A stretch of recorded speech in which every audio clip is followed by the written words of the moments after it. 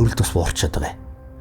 Одоо 19-20 он ковидын өмнө чинь 75-аас 80 мянган хүүхэд төржсэн бол одоо сүүлийн үед дандаа буураад байгаа. Нодон 53 мянган хүүхэд төрлөө. Хамгийн дээдлийн максимум за тэр хүртэл та нар тэдэн наснаас ер нь өмнө л одоо ингэж жирэмслэрээ гэвэл хэдэн нас гэж хэлэх вэ? 30 наснаас өмнө гэрлээд жирэмслэх одоо 25-аас 30 насны хооронд гэрлээд жирэмслээд хүүхдэн гаргаад атаглаад ихний хүүхдүүдэн гаргацсан баймаар байна шүү. Гэтэл нөгөө эрэгтэй хүн чинь би гинтхэн эцэг хүн болчлоо, аав хүн болчлоо гэд тэ өөрийгөө бүр амар юмд пүүршилдэг тэ би одоо энэ ажлыг хийгээд ингэх ёстой гэд нөгөө хүн чинь бас нөгөө талдаа сэтгэл зүйн хямралд орсон явж идэм байлээ. Төрсний дараа сэтгэл готролч чинь сэтгэл зүйтэй холбоотой даавартай холбоотой гэдэг юм бас. Харин тийм даа. Эмэгтэйний дааврын өөрчлөлттэй холбоотой. Тэгэхээр зэрэг тэрийг ойлгуулдаг, мэдрүүлдэг одоо яг ийм үед хамгийн дотн улсууд чинь хамгийн гол зөвлөгч, хамгийн гол хань түшигч нь байх ёстой шүү гэ. Нөхөртөн ч гэсэн ийм зан чанарын сэтгэл зүйн ийм өөрчлөлтүүд гарна шүү гэдгийг ойлгуулсан байх нь хамгийн чухал юм баг. Midcast эрүүл мэндийн мэдлэгийг хүмүүст. Савьяловская Алтай. Айрны магнитар шан. Өдрийн 100% хэрэгцээ. Сайн байцгаана уу эрхэм мөндөд үзэгчтэй. За Midcast подкастын маань ээлжид нэг шинэхэн дугаар та бүхэндээ хүрэхэд бэлэн болсон байна.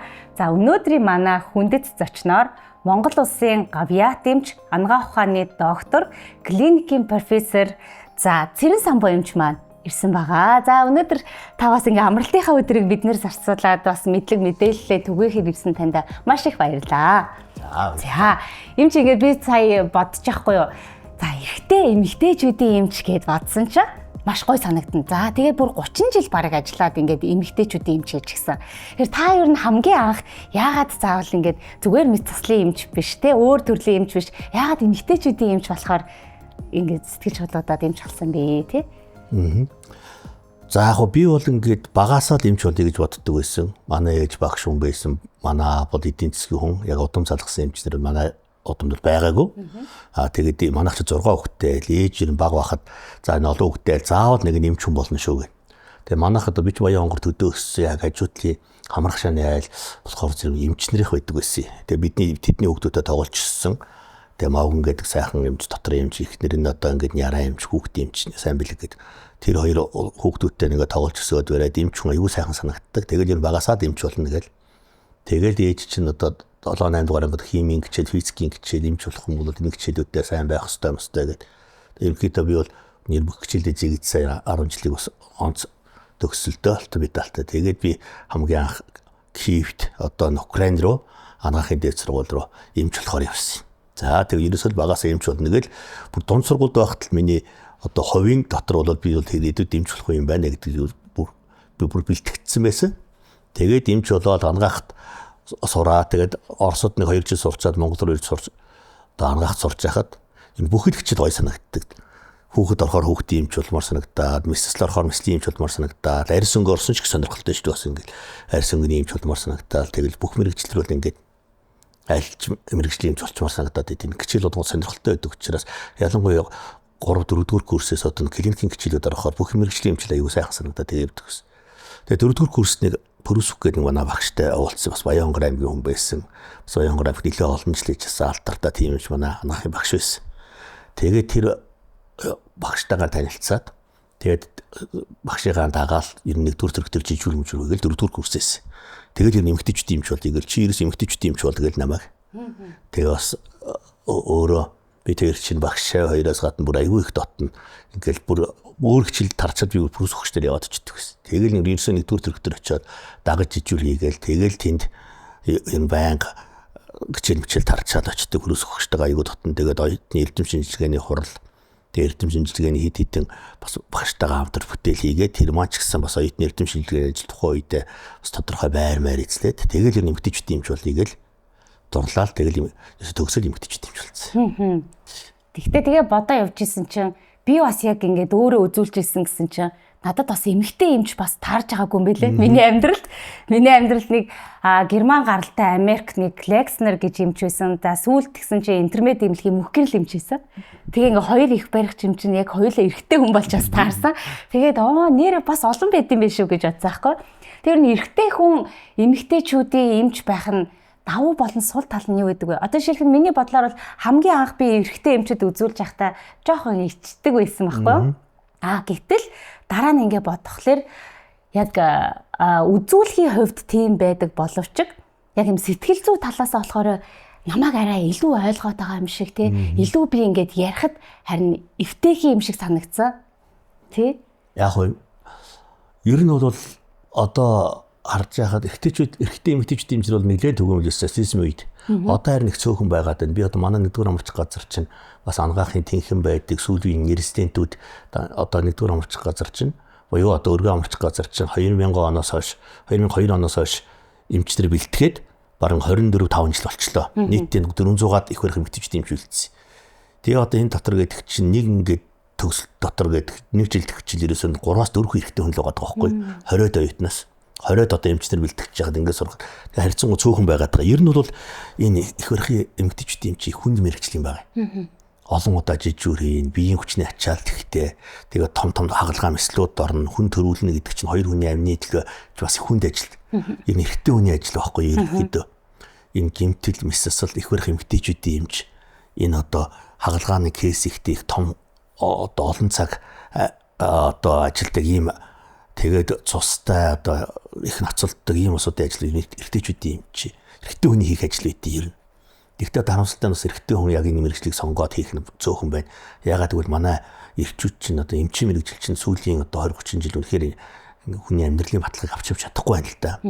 Эмч болоод одоо хүн чинь харьцангуй удаан жил сурч байна. Тэгээ залуу насны дээрээ бас тийм нэр хүнд одоо ажлын туршлага гэдэг чинь тийм хурдан бий болчдөг зүйл биш. Тэгэхээр зэрэг сурахын төлөө хоёрдугаарт ингээд бас тодорхой хэмжээний ажлын карьертэй болохын төлөө их цаг зарцуулж байгаа учраас эрэгтэй хүмүүс одоо энэ эмчийн мэргэжил ялангуяа их барихын эмч бас эмчийн мэргэжлээс жоох татгалзаад идэг тал байгаад байгаа шиг ажиглагдаад байд.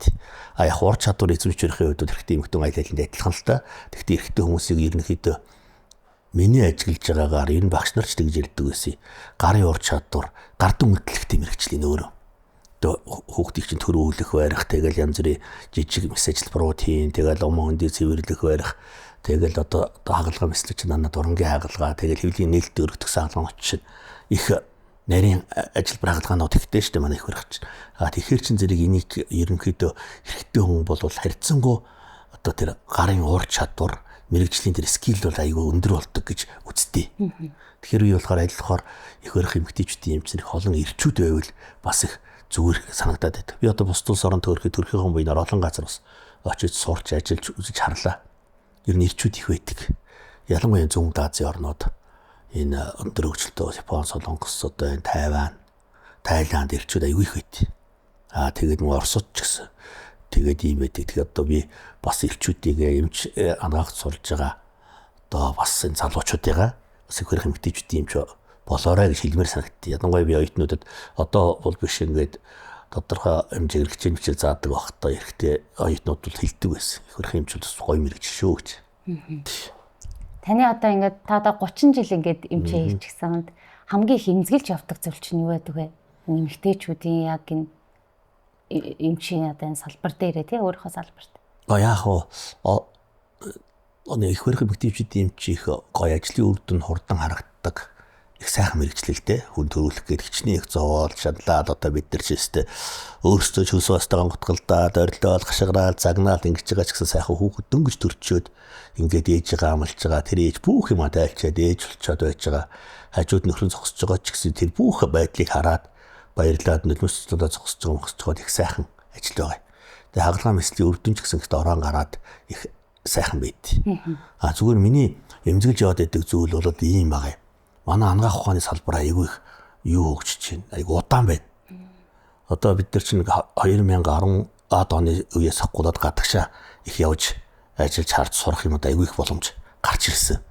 Тэгэл одоо бид нар чинь Тайван руу, Тайланд руу, за Солонгос руу, за тэгээд би бол Оросд хамгаалсан 2002-оос 4 онд Оросны ерөнхий байр байдлыг бол бүгдийг мэддэг байсан. Тэгээд бусад улс орнууд руу очиод ийм гоё имлэгт ажиллаж үзэх юмсан. Ийм гоё тоног төхөөрөмж хангалттай. Тэгэл тэр дурангийн хагалгааны өрөө тэгэл энэ одоо бидний 12 онд очих Европ хагалгаа Тайван чи ингээд хийгээл. Тэгээд миний манай их орн маш хурдан хөгжөөд бас хүмүүсний хүн ардынхаа эрүүл мэндийн төлөө ингэж одоо тэр даатгалын системтэй бүгд боловсронгуй болцсон. Тэгээд ийм гоё өндөр түвшний мэрэгжил хийж Монгол хүн бол тийм чадвар аягүй өндөртэй болоод байгаа. Гагцгүй ганц ингээ орчин нөхцөл тэгээд хөрх эрүүл мэндийн салбарч одоо үндсэндээ 30 жилд одоо ардчлалын жилүүд ч хамгийн их давхурсан салбар манай эрүүл мэнд боловсрол хоёр байхгүй. Одоо л хөрхий одоо нэг босох гал ингээл тэнцэхээр бас дэлхийг цоцрохгүй яваад. Энэ хамгийн эмзэглэж явдаг юм байх. Босод улс орны хөгжлийг хараад мэхэр хатаархдаг гэсэн бид нар. Ийм гоё юмлагтай хэлж үзэх юмс яа. Ийм гоё нөхцөлд, ийм гоё орчинд тэгээд ингээд ямар ч нэг ажлын дарамт марамт байхгүй. Манайх чи ингээд их гажиг системтэй шүү дээ. Хэмцрээгээ дарамтлан байрна. Тэгээд янз бүрийн хэрэгтэй хэрэггүй баах юм их н ажлын тайлан майлан тэгээд юмч баг хэрэггүй тэгээд нэг тиймэрхүү юм.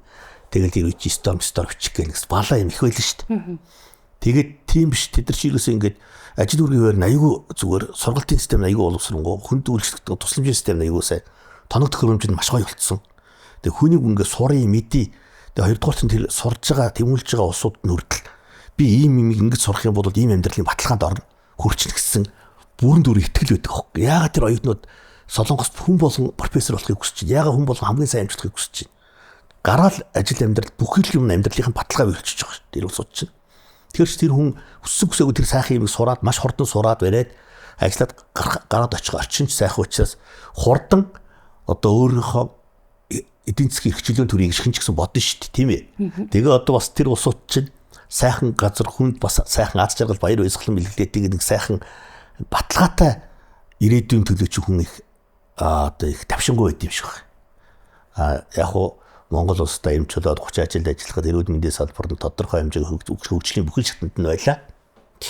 Бид нар анх эмчилж явах ч бас хэцүү байсан шүү дээ. Манайх ч нөө зах зээлийн нийгэмд 96 7 оны үе чинь хөөрхий баг тоног төхөөрөмж юм тариа бүгдийн гадагшин цагтдаг эмнэлгийн орчинч маш хэцүү байсан. Тэгээд ер нь бид нар бол богино хугацаанд эрүүл мэндийн салбараа хөгжүүлэх боломж байсан. Гэхдээ манай энэ юу бол үнэхээр эрүүл мэндийн боловсролын системийг маш их хайсан л та. Үе үеийн сонгуульд гарч байгаа одоо энэ намууд одоо намлалт хийж байгаа ялангуяа Монгол ардын хувьсгалт нам ардын нам энэ ардсан намч бүх юмыг дандаа эрүүл мэндийг үнгүү гэж зарлж тунхаглаж ирсэн баг. Юус үн төлбөргөө бид нар үн төлбөр үнгүү юм хийж хөгждөггүй. Тэг чи бусад улс орн чи бүх одоо ингээд даатгах тийм бүр янз бүрийн олон системтэй. Хамгийн үнэтэй хамгийн одоо асар их одоо хариуцлагатай байж болох салбар чинь эрүүл мэндийн салбар баг. Тэр өөр үнэтэй хүний эрүүл мэндийг хамгийн үнэтэй байдаг. Тэгээ энд ажилтдаг улсууд нь цалингийн баталгаатай энд хамгийн үнэтэй юм хэрэглэж энэ хүн ардынхаа эрүүл энхийн төлөө бүх үнэтэй болгоно зориулах хэрэгтэй байхгүй шинжлэх ухааны хөгжил болгоно. Та тэгэхээр одоо нөгөө монголчууд гадагшаа их чиглэлтэй болж байгаа тэрийг ер нь зөв гэж үздэг үү? Зөв юу ах вэ хөөргө тэр чи ямар ч хүн сайн эмнэлгийн тусламж авахгүй сайн одоо төгс төгөлдөр эмчилгээ хийх гэж бүгд л тэгж явна шүү дээ. Манайхаа одоо ингээд яг ойр орчмод та түрүү хэллээ ингээд Тайван тий ойрхон ингээд байгаа. За Бээжин ч юм уу Хөх хот ч юм уу. Эдрээс ер нь хэд алхам хойшоо явж ингэж байна. За ямар ч байсан 20 жил хоцорч яваа. Яах тий. Одоо манайх ч одоо хамгийн өнгөтэй үтээ яваа салбарч одоо юу вэ шүү дээ. Одоо энэ эргэтэн сэлжин суулгах одоо элэг соёлох молихын хагалгаа бэлсэл тий. Бүр элэг одоо энэ бол одоо бас харьцангуй дэлхийн түвшинд ойртож хүн амдаа харьцуулахад тоондоо харьцуулахад тэгж явж байна. Ч бас зориуд бодлого хөгжүүлж ирээд. Тэр нь бүх салбарт ер нь 20 жил хоцорсон явж байгаа шүү. За би тэгэл хэсэг нөгөө эмэгтэйчүүдийнхаа группүүдийг бас ухлаа л да. Бас ямар асуултууд эмэгтэй хүнд ер нь их одоо асуултууд тавьдсан байна, их хэрэгтэй байна гэд. Тэгэхээр ер нь сарын тэмдгүүд бас ингэж байна. Одоо хоёлаа шууд асуултандаа ороод явъя. Манай нөгөө эмэгтэйчүүд маань сонсох гад хүлээж байгаа. Тэгэхээр сарын тэмдэг яг ямар байхыг хэрэн гэж үздэг вэ? Тэ? Одоо нөгөө нэг паднуудыг чинь одоо тэдэн цагийн хугацаатай тэд дөрвөн зарим эмэгтэйчүүдийнх маш их ирдгийнхаа бас мэддэггүй мэн. Зарим нь болохоор бага ирдэг гэж байна. Гэтэл тэр их бага ирэлт чинь бас муу гэж хэлээд байна шүү дээ. Их ирүүл муу, бага ирүүл муу бас цэвэршгэд ойртцсон ч гэнэ үү те. Тэгэхээр та энэ талаар бас тайлбар өгвөл.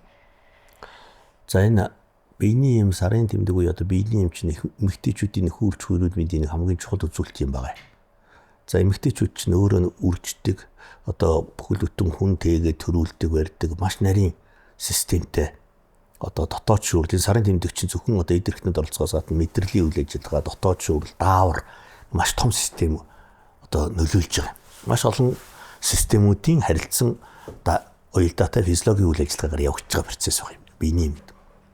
За энэ биений юм бол одоо яг хүмүүс ингэж үздэг тодорхой жигд өмчлөгтэй тэгээд яг ирэх мөчлөгтэй яг хурж ирдэг. Тэгээд 3-5 ерөнхийдөө Монгол эмэгтэйчүүдийн 90 эмэгтэйчүүдийн 80% нэг 28 хоногийн мөчлөгтэй.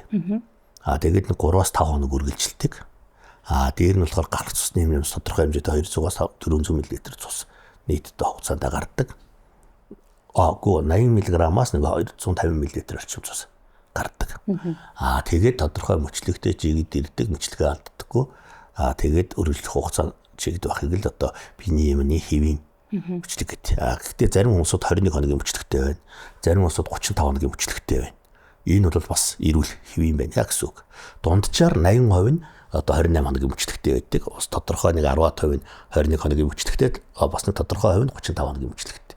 Гэхдээ энэ мөчлөг нь юм байгаад үргэлжлэх хугацаа гарч байгаа цусны хэмжээ хэвийн байх юм бол энэ одоо тэгэл хэвийн мөчлөгтэй. Одоо нөгөө хитрхи их сарын тэмдэг ирдэг хүмүүсийн төмөр дотлын цус багтал гээл бас тэг ингээд хажуудлынхаа өөр өвчнүүдийг бас дагуулдаг гэдэг. Тэгдэггүй яг хоо биений эмчинд ерөөсөө л хямраад ирэхээр маш олон өвчний одоо илтгэгч болж эхэлж байгаа.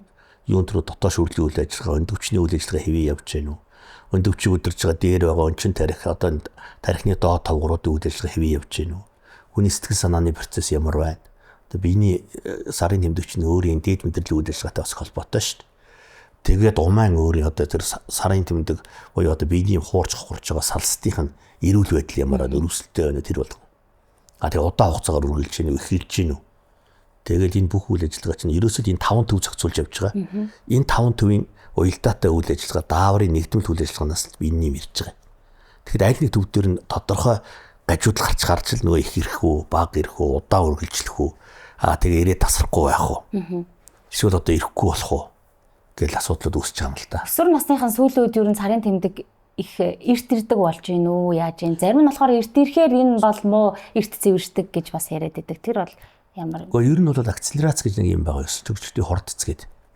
Одоо энэ нийгмийн харьцангуй одоо улс орны дэвшил төгжил одоо бүх юм мэдээлж хурдтай болчихлоо шүү дээ. Бүх юм одоо AI технологи одоо энэ юуны одоо хөгжил дэвшил техник биотехнологи бүх юмны хурдас асар хурдтай болчихсон.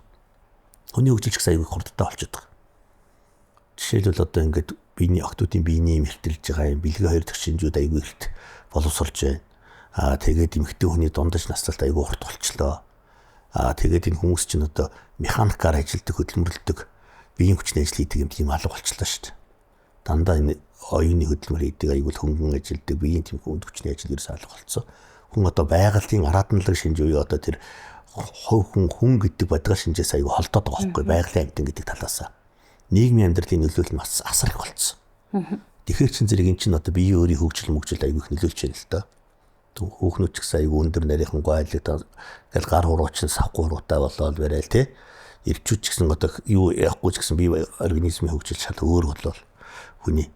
Тэгээд энэ биений юм чинь дандаа эртэрдэг болоод энэ одоо энэ хотчлт энэ урбанизаци одоо энэ соёлын нийгэм соёлын асар өндөр хурдцтай хөгжлөд чинь ийм болгочод хүүхд төрөл аягүй хурдан одоо хөлд ордог болсон хөгжөлөх одоо тэр өөр хөдлөө сэтгцэн онцлог тодорхой мөчлөгтэй явдаг толгой молгоо даах барих тэр болгоно шал өөр болсон. Та нар ч гэсэн одоо мэдчих сүүлийн үед хүүхдүүд одоо ингээд бүр ингээ гар утас оролдоод бүр хизээ юм шиг мэдчихэж байгаа юм шиг ингээ оролдож өрөөд байна гэдэг чинь тий. Энэ болгоомжл энэ одоо нийгэм соёл одоо энэ хүний нийгмийн амьдралын хөгжил өөр болчихж байгаа холбоотой. Тэгээ ер нь охтуудын биений эмч нь 10-11 настай ирдэг болцсон. Тэр бол ерөөс. Тэр бол одоо ингээд амьдралын хэвийн төгсөлчж байгаа. Өрөвсөл гэж яг юу хэлээд байна юм чаа? Өрөвсөлч одоо яг хөтэ ийм юм байгаа юм. Ерөөсөө л ямар нэгэн гадны нян, бактери, вирус, эмгэг төрөгч, эгэл битэн гадны эмгэг төрөгчийн нөлөөгөөр л бий болж байгаа процесс юм байна.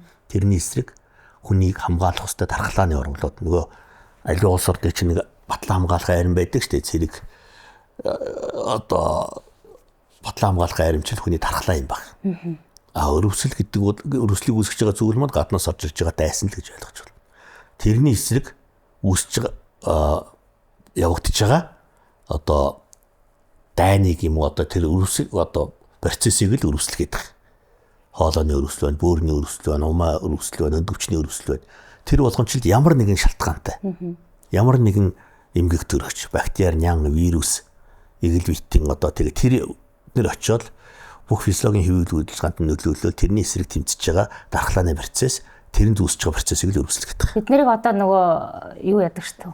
Хөл нүцгэн явуулахгүй доороосоо дааруу зай өрөвсөлтэй болчих шүү гэд. Гэтэл эсэргээрээ Европ болон өөр гадны орныхоо Япон эднэр бол өвөл болсон байхад өөрсдөө байдаг өмснө хүүхдүүдтэй болохоор ингээд аймстай тий тэрэн дээрээ ингээл явж идэг. Хэрэг нь бол яг нэг цаг агаарын хувьд өөрчлөлттэй байна уу айсгүй бид нэр үнэхээр яг тэр хүүтэн шалан дээр гэдэг юм уу хүүтэн газраар ингэж гуталгүйгээр яваад яг тэднэр шиг тийм дархлааг авж иж ийм айгу айтаахан өрсөл хүрдэггүй болох юм уу? Одоо бол бидний нэг жоохон л нэг даарчаар эмэгтэй хүнд ороосоо дарж болохгүй өрсөлтэй болчихно гэд нэг тийм яваад байдаг шүү дээ. Гэхдээ яг ян зүрэлдээ эн чинь одоо жишээл Монгол улс чинь ийм улс юм байгаа. Байгалийн эрс уур амьсгалтай нөхцөлд амьдардаг. Өвөл нь 40 градус хүртэл одоо хөрдөг 140 градус хүртэл халддаг. Ийм дөрвөн үлрээр солигддог. Ийм байгалийн орчилтой улсууд чинь одоо манай норторгийн дагуу ийм улсууд цөөхөлдөө. Нөгөө одоо Америкийн Канадын нутгууд байна ингээл энэ одоо бид нар чинь Дөвөө Азийн цээжин дээр одоо яг тэр хэсэгт амьдарч байна шүү дээ. Энэ бол дөрвөн өдрийн өсчлөлтэй ийм улсууд. Тэрэндээ бас Монгол хүний бие организм бас тодорхой хэмжээгээр тасан зохицсон байд. Тэрнээс одоо бид нар хинч гисэн одоо ингээл шууд өвөл хөл нүцгэн явмавч юм одоо хавар намар энэ төр гэж гэхгүй шүү дээ тий. Хүний бие организмын онцлог чинь одоо манайхан чинь хаврын салхи хавирга нэвт хавар дарах муу намар дарах сайн өлчирч нь байна. Энэ чинь тухайн бид нар чинь өөрөө энэ байгаль орчныхоо бүтээгдэхүүн багхгүй. Энд төссөн аав ээжийн Индиас хэдэн үед амьдсан энэ ургуудмын одоо энэ орчны улсууд нэг байгаль бие организмд ийм онцлогтой гэдэг нэг одоо орон нутгийн шинж чанартай онцлог ийм улсууд багхгүй. Тэгтээ бол одоо ингээд бид нар одоо тэр зүүн Дааз юм уу тэр халуун бүс төрсөн улсуудаас бас бие организмын хувьд өрсөл явах процесс арай өөр. Гэхдээ Монгол хүний онцлог гэж бол байхгүй шүү. Одоо хүмүүс нэг хэсэгч бараг л ковид Монгол хүн тусахгүй юм байлаа, тусахгүй юм байлаа гэдэг биш. Хүн одоо эдисэн төрсөн бодгалынхаа хувьд бол бүгд адилхан. Тэгвэл байгаль орчныхоо хүн чинь одоо идэж ууж байгаа хоол хүнс байгаль орчинтойгоо бол хүний бие организм ийм онцлог төлөв байдал чинь яг 100% нэг толботой байт. Бусад улс орн бол Монгол ялгаагүй бас тэгж штэ 100 мөнгө та нар ингээд сайхан газраас энерги аваа. 100-ны цагт ингээд сайн хөл нүцгэн явжээ. Тэр энэ хөл нүцгэн явахын доод хөлний мэдрэл зэдрэл сэргийх энэ байгальтайгаа бид нар хувийн холбоотой. Одоо хамтууч гэсэн хэлдэг штэ ингээд 100 мөнгө сайн хөл нүцгэн ингээд явж байгаа да хээр. Энэ чинь тий эрүүл мэндэд байгаль орчны л юутай холбоотой ч үү. Байгаль чинь өөрөө бас им хүний эрүүл амьдралын нэг орчин юм байгаа штэ. Одоо эмэгтэйчүүд өрөвсчлөө доошо цагаан мөнгөтэй юм гарч ийна гэлдээд эсвэл бол нөгөө мөөгөн цэргээл байна. Тэгэнгүүт эмэгтэйчүүд ер нь би хараад ахлаа өөрийгөө жоохон хайчдаг хүмүүс юм шиг байгаа. За хэрвээ л ингээл таван цуллан тий өөр эрд эрхтэн байх юм бол за тийшээ очиод үзүүлчихье. Яг эмэгтэйчүүдийн болонгууд одоо яа дэ найз залуу нөхрөөсөө ичдэг ч юм уу заримдаа тий би яг ийм сониувчтай болчлаа энэ намайг айгүй бол бохиргээ бодчихгүй дээч гэдэг юм уу тэр үднээсээ ийм чимлэгт хандахгүйгээр зүгээр аптек ороод дурын нэг аптек ороод сайхан лаага хийчнэ. Тэгээд нэг сайхан өрөвслийн эсрэг эмээ аваад уучна одоо ингээ болчихноо гэд тэрхэн зур тэр өрөвслийнхаа шинж тэмдгийг намдаагаад тэгээд бүр архагшуулаад ичдэг юм шиг санагддаг байхгүй. Энэ дараа нь архаг боллоо гэхэд өрөвслөө дараа нь яг ямар хор уршигтай байв чи. Хор уршигтай байдаг байх уу? Одоо ер нь бүх зүйл шинжлэх ухааны үндсэлтэд явдаг болсон шүү дээ. Эмчилгээ одоо бүхий зүйл. Тэг чин одоо ингээ сошиал медиагээр юм уу одоо янз бүрийн хог найзаасаа ч юм уу эсвэл өөрөө дур мэдээд хэрэгэлдэг байдал бол эмэгтэй хүний өөрийнх нь эрүүл мэндийн боловсролтой холбоотой асуудал. Одоо өвчнөө маш сайн судалдсан бүр ингээд маш их уншаад аваад тэрүүгээр судалдсан маш мундаг эмэгтэйчүүд аягүй их байдаг шүү дээ. Хог хүний өөрийн ухамсар, хог хүний өөрийн эрүүл мэндийн боловсрол, хог хүний өөрийн хөгжил хог хүнтэй холбоотой. Өөрөө би ингээд тоодохгүй барьдаггүй. Яг тоохгүй бол манай эрчүүд чи ерөөс эрүүл мэндийн тоодохгүй асуудал шүү дээ. Ийм заа зүгээр гэл. Ер нь ямар ч асуудал болсон гэр бүл хүүхдүүдээ л ихээс өөрийгөө за зүгээр гээд өгөхгүй юм шиг бодож явдаг, өвдөхгүй юм шиг бодож явдаг асуудаг. Манай эмэгтэйчүүд болохоор зэрэг ингээд бас ингээд манай монголчууд ч нэг тийм усуд юм. Эмчит хандна гэхээсээ илүү өөрсдөө дур мэдээ шийддэг. Эсвэл найз нөхдөсөө асуугаад эсвэл одоо ингээд янз бүрийн мэдээлэлс аваад тэрэндээ бат итгээд тэгээ дураараа юм хэрэглээд идэг. Тэгээд тийм учраас одоо нөгөө нэг мод инфлюенсер улсуудын санал болгосон юм их ч юм уу тий. Тэгээ тиймэрхүү юм хэрэгжилждэг, тиймэрхүү л асуудалтай. Ер нь бол бусад улс орнууд ганцхан эмчил ханддаг. Өндөр хөгжингүй орнуудын улсууд бол миний хамгийн үнэж одоо эрүүл мэндийн хамгийн гол зүйл бол ерөөсөө эмчил гэж ойлгодог. Ерөөсөө тэр систем хэдэн жилээр тэгээ явцсан. Тэгээ тэр бол бусад улс орн ч бас эмчид үзүүлэхэд эмчид хандаж яг мэрэгжлийн эмчийн зөвлөгөө авах ч бас хэцүү шүү дээ. Манайх шиг дураараа олж ирээд загнаж жагаад үзүүлчихдэг улс орн дэлхийд дээр байхгүй. Тийм нөхцөл чөлөөтэй байгаа хэрнээ л одоо найс нөхдөсөө мэдээлэл аваад өөрийгөө эмчлээд аптекороо дураараа юм хэрэглэнэ гэдэг чил хой хүний эрүүл мэндийн боловсрол өөрийнх нь одоо оюун санаатай холбоотой, хөгжилтэй холбоотой гэдэг зүйл байгаа юм. Энэ өрөвслөө одоо даймжруулснаар өргүүдэлд хүрдэг үү? Тэгдэггүй яг бүх өрөвсөлт өвчин ч өөр урахтай. Бүх өрөвсөлт өвчин өргүүдэлд хүрэх эрсдэлтэй. Өтрээний өрөвсөл өсөх замын халдвар болоод дээшээ одоо ингээд одоо өрийн сувг хоолойны наалт сулгаж болно. Өрөвсөл удаан даймжилж байгаад дархлааны системд өөрчлөлт өгж болно. Мөн түнчлээ одоо самны доторх нумаан өрөвсөл чинь өөрөө өрөвсөж байгаа тэр одоо үр тогтсон өндгөөсийг авах чадваргүй хүртэл өрөвсөж болно. Энэ өрөвсөл болгон хорор шигтэй. Тийм учраас өрөвслийг зөв, нам, сайн дарах нь чухал. Энэ олон өрөвслүүдийг бид нар яг эрэгтэй хүнээс ихэнхдээ авдаг гэж болох уу? Яг ийм л дээ бэлгэн замаар дамждаг өвчин гэж байна. Дамждаггүй өрөвсөл гэж байна. Бас өөрөө дархлаа мархлаа судархаар өөрт нь итгэвчдэг одоо юунууд байна. Нянгууд. Одоо бидний чинь бие организмыг тойроод дүүрэн 10 тэрбум ням байгаа шүү дээ. Хэвийн бичил биетэн, хэвийн микрофлора, амны хүндэд гэж хоол уусруулалтанд оролцдог байдаг. Одоо ингээл хамар амны хөндөй, одоо ингээл чихмэх, одоо ааноос үтрээ шин тэр чигээрээ хэвийн бичил биетэн баг. Энэ арсны гадар модорч чинь тэр чигээр юм. Тэгэл гидсний дотор салсан хүмүүс чинь хэдэн тэрбум 10 тэрбум ням микрофлора хэвийн бичил биетэн. Тэрний хэвийн харьцаа алдагдахаар хэвийн үйл ажиллагаанд оролцдог байсан нянгууд дархлаа мархлаа судраад юм уу ингээд ирэхээр бас эмгэг төрөгч болоод илэрчдэг тийм асуудлууд байна. Тэгэхээр чинь өөрөө дархлаа судрах нь даарч хөрөх юм уу эсвэл анчууд удаа хугацаагаар хэрэглэх хөрөх мөөгөн цэр чи би твийн бэжэд гэдэг штеп. Тэгээд тиймэрхүү зүйлсүүд гараад ирэхээр өөрөө эмгэг төрөгч болоод ингээ гараад ирдэг гэдэг байхгүй. Тийм нянгууд бас байна. Тэрийг бол бэлгийн замаар юм нөхөр мөхрөөс авахаас илүүтэй өөрөө бас тэр өрөвсөлт өрмөөр өвдөж байна гэсэн. Хоолоо өвдөжөөд хоолооны одоо стрептокок гэдэг нэмэгч юм одоо нэг нянгаар үсгдсэн байгаа. Тэрний цусаар дамжаад бас өндөгч өрсөлдөх өөр өрсөлдөх явдал бас байна. Бэлгийн замаар дамждаг халдвар гэж байна. Дамждаггүй халдвар бас байна. Бид нар одоо сүүлийн үед бүх одоо техник технологи одоо энэ дэлгүүрээс авах юмнууд нь хүртэл айгүй өргөн хэрэгцээтэй болчихж байна тий. Тэгээд хитрхи цэвэрхэн байна гэд одоо ариун цэвэр хэрэглэл өдөр тутмыг болвол байнга өдөр тутамдаа хэрэглэх нь энэ бас хор уршигтай байх уу? Нөгөө байдаг ашигтай бактериудыг хитрхи. За одоо сүүлийн үед бол дандаа энэ эко тэгээд юу юм хэрэглэл гэж зөвлөд байна л та. Тэгээд одоо янз бүрийн лаанууд маш их байна. Хариуд бол энэ лаа одоо цэвэршүүлэх лаа, гүн цэвэршүүлэх лаа, тэгэл одоо мөгөн цэсрэг лаа гэж хүн бомаар одоо хүний бас өтрээний бичил орчин гэдэг чи яг ямар бүтцтэй байна гэдэг одоо эрүүл байна уу эмгэг байна уу гэдгээ тогтоох нь хамгийн чухал байна. Одоо энэ ч бүр ингээд нарийн тогтоохгүй бүх шинжилгээний арга улам л нарийн болоод ямар ч зөөргүй одоо өчигдөр хэд бид нар фимофлора гэдэг шинжилгээний одоо бас дэвшил технологи дандаа ДНК, РНК буюу одоо тэр одоо гинжин полимеразын төвшөнд аншилдаг тийм төвшинний шинжилгээний нээлтэнд очиод ирлээ. Тэгээд тэд нар гэдэг чинь хэвийн бичил биетэн байхад хүртэл дотроо аль нь давмгоо нэгдээс болж эмгэг үүсэж байна хүмүүст.